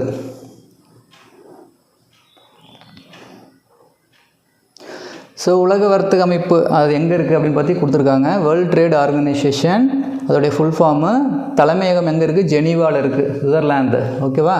ஸோ அதோடைய நோக்கம் என்னென்னா வணிகத்தினை கட்டுப்படுத்துதல், அப்புறம் அயல்நாட்டு வாணிபம். அடுத்தது உறுப்பினர்கள்லாம் யாருன்னு பார்த்தீங்கன்னா தலைமை இயக்குனர், துணை தலைமை இயக்குனர் 4 மற்றும் 80 உறுப்பு நாடுகளிலிருந்து தேர்ந்தெடுக்கப்பட்ட 600 அலுவலக ஊழியர்கள் வந்து WTOவில் இருக்கிறாங்க. உலக வர்த்தக அமைப்பின் குறிக்கோள், WTOவோட குறிக்கோள்கள்லாம் என்னன்னு பார்த்தீங்கன்னா, ஃபஸ்ட்டு ஒன்று அயல்நாட்டு வாணிபத்திற்கான விதிகள் அமைத்தல் மற்றும் செயல்படுத்துதல். அடுத்தது வர்த்தக தாராளமயமாக்கலுக்கான பேச்சுவார்த்தை மற்றும் கண்காணிப்பதற்கான ஒரு மன்றத்தை வழங்குதல், வர்த்தக தகராறுகளை கையாளுதல், நிலையான முன்னேற்றம் மற்றும் சுற்றுச்சூழல் ஆகிய இரண்டையும் ஒன்றிணைத்து அறிமுகம் செய்தல், உலக வர்த்தகத்தில் வளர்ந்து வரும் நாடுகளின் ஒரு சிறந்த வளர்ச்சிக்கு பாதுகாப்பாக இருத்தல், முடிவெடுக்கும் செயல்பாடுகளின் வெளிப்படைத்தன்மையை அதிகரித்தல், முழு வேலைவாய்ப்பை உறுதிப்படுத்துதல் மற்றும் பயனுள்ள தேவையை அதிகரித்தல். இதுதான் அதோடைய நோக்கம். அடுத்தது இம்பார்ட்டன்ட் பார்த்திங்கன்னா, அறிவுசார் சொத்துரிமை தொடர்பான வர்த்தக உரிமைகள். அறிவுசார் பண்டங்களின் உரிமைகள் என்பது ஒரு வணிக மதிப்புடன் கூடிய தகவல் என வரையறுக்கலாம். TRIPS கீழ் பண்டங்கள் அல்லது செயல்முறைகள் அனைத்து துறைகளின் தொழில்நுட்பங்கள் எந்த ஒரு கண்டுபிடிப்புக்கும் காப்புரிமை வழங்குகிறது. ஓகேங்களா? TRIP ஒப்பந்தத்தில் 7 பகுதிகள் அறிவார்ந்த சொத்து உரிமைகளை உள்ளடக்கியுள்ளது. அடுத்தது இம்பார்ட்டன்ட் கான்செப்ட் பார்த்தீங்கன்னா, உலகமயமாக்கலின் தாக்கமும் சவால்களும். ஓகேங்களா? நேர்மறை தாக்கம். ஓகேங்களா? ஃபஸ்ட்டு என்னது நேர்முறை தாக்கம் என்னென்னா, ஒரு சிறந்த பொருளாதாரம் மூலதன சந்தையின் விரைவான வளர்ச்சியை அறிமுகப்படுத்துகிறது. வாழ்க்கை தரம் அதிகரித்துள்ளது. உலகமயமாக்கல் வர்த்தகத்தை வேகமாக அதிகரித்து அதிக மக்களுக்கு வேலை வாய்ப்புகள் அளிக்கப்படுகிறது. புதிய தொழில்நுட்பங்கள் மற்றும் புதிய அறிவியல் ஆராய்ச்சி முறைகள் அறிமுகப்படுத்தப்பட்டது. உலகமயமாக்கல் ஒரு நாட்டின் மொத்த உள்நாட்டு உற்பத்தியை அதிகரிக்கும். இது பண்டங்களை தடையற்றதாகவும் தாராளமாக அதிகரிக்கவும் வெளிநாட்டு நேரடி முதலீடுகளை அதிகரிக்கவும் உதவுகிறது. அடுத்தது பார்த்திங்கன்னா, எதிர்மறை தாக்கம் என்னென்ன இருக்குது. ஓகேங்களா? அதாவது டிஸ்அட்வான்டேஜஸ் மாதிரி சொல்கிறேன். நாடுகளுக்கிடையே மிக அதிகமான மூலதனமானது நியாயமற்ற மற்றும் ஒழுக்கமற்ற விநியோகப்பாளர்களை அறிமுகப்படுத்துகிறது. தேசிய ஒருமைப்பாட்டை இழந்து வருவதோடு மிக அதிகமான வர்த்தக பரிமாற்றம் இருப்பதால் சுதந்திரமான உள்நாட்டு கொள்கைகள் இழக்கப்படுகின்றன என்பது அச்சத்திற்குரியது. முக்கிய உள்கட்டமைப்பும் மற்றும் வளங்களை பிரித்தெடுத்தலும் ஒரு பொருளாதாரத்தின் விரைவான வளர்ச்சிக்கு தேவை என்றாலும் இது எதிர்மறை சுற்றுச்சூழல் மற்றும் சமூக செலவுகளை அதிகரிக்கும். அந்நிய செலவணியை பெறுவதற்காக இயற்கை வளங்கள் மிக அதிக விரைவாக சுரண்டப்படுகிறது. இதெல்லாம் நம்ம நடைமுறையில் டே டு டேயில் நம்ம பார்த்துக்கிட்டு தான் இருக்கிறோம். ஓகேங்களா? சுற்றுச்சூழல் பற்றிய தரங்களும் கட்டுப்பாடுகளும் தளர்த்தப்பட்டுள்ளன. யாருக்காக? வெளிநாட்டு நிறுவனங்களுக்காக. உலகமயமாக்கலின் சவால்கள் என்ன? உலகமயமாக்கலில் நன்மைகள் அனைத்து நாடுகளுக்கும் தானாக கிடைப்பதில்லை. வளர்ந்து வரும் உலகின் உலகமயமாக்கல் உறுதியற்ற தன்மைக்கு வழிவகுக்கும் என்பது அச்சத்திற்குரியது. உலகமயமாக்கலினால் உலகளாவிய போட்டி அதிகரித்த தொழில்துறை உலகில் ஊதியங்கள், தொழிலாளர்கள் உரிமைகள், வேலைவாய்ப்பு நடைமுறைகள் ஆகியவற்றை அடிமட்டத்திற்கு கொண்டு செல்ல இது வழிவகுக்கும். இது உலகளாவிய சமத்துவமின்மைக்கு வழிவகுக்கிறது. உலகமயமாக்கலால் குழந்தை தொழிலாளர்கள் முறை மற்றும் அடிமைத்தனம் போன்ற நடவடிக்கைகள் அதிகரித்துள்ளது. மக்கள் அதிகமாக துரித உணவுகளை உட்கொள்கிறார்கள். இதனால் உடல்நலக்குறைவு மற்றும் நோய் பரவுதலுக்கு இது வழிவகுக்கிறது. ஓகேங்களா? ஸோ MNC கார்ப்பரேட்டோட ஃபுட் இண்டஸ்ட்ரியும் என்ன இருக்குது? கார்ப்பரேட் கம்பெனிஸ் வந்து உள்ளார வந்திருக்காங்க இந்தியாவுக்குள்ளே. ஓகேங்களா? மெக்டொனால்ட்ஸு நிறைய நம்ம சொல்லலாம், KFC, இதெல்லாம் என்னது? கார்ப்பரேட் கம்பெனிஸ் தான். ஓகேங்களா? உலகமயமாக்கல் சுற்றுச்சூழல் பாதிப்பை ஏற்படுத்துகிறது. ஓகேங்களா? ஸோ செகண்ட் லெசன் நம்ம கம்ப்ளீட் பண்ணியிருக்கிறோம். ஓகேங்களா? ரொம்ப ரொம்ப இம்பார்ட்டன்ட் உலகமயமாக்கல். ஸோ இது வந்து என்னது? நம்மளோட TNPSC Group 4 எக்கனாமிக்ஸ் சிலபஸில் இந்த இது இருக்குது, உலகமயமாக்கல் மற்றும் வர்த்தகம். ஓகேங்களா? 10th. So first syllabus second ரவுண்டும் நம்ம கம்ப்ளீட் பண்ணியிருக்கிறோம். ஓகேங்களா?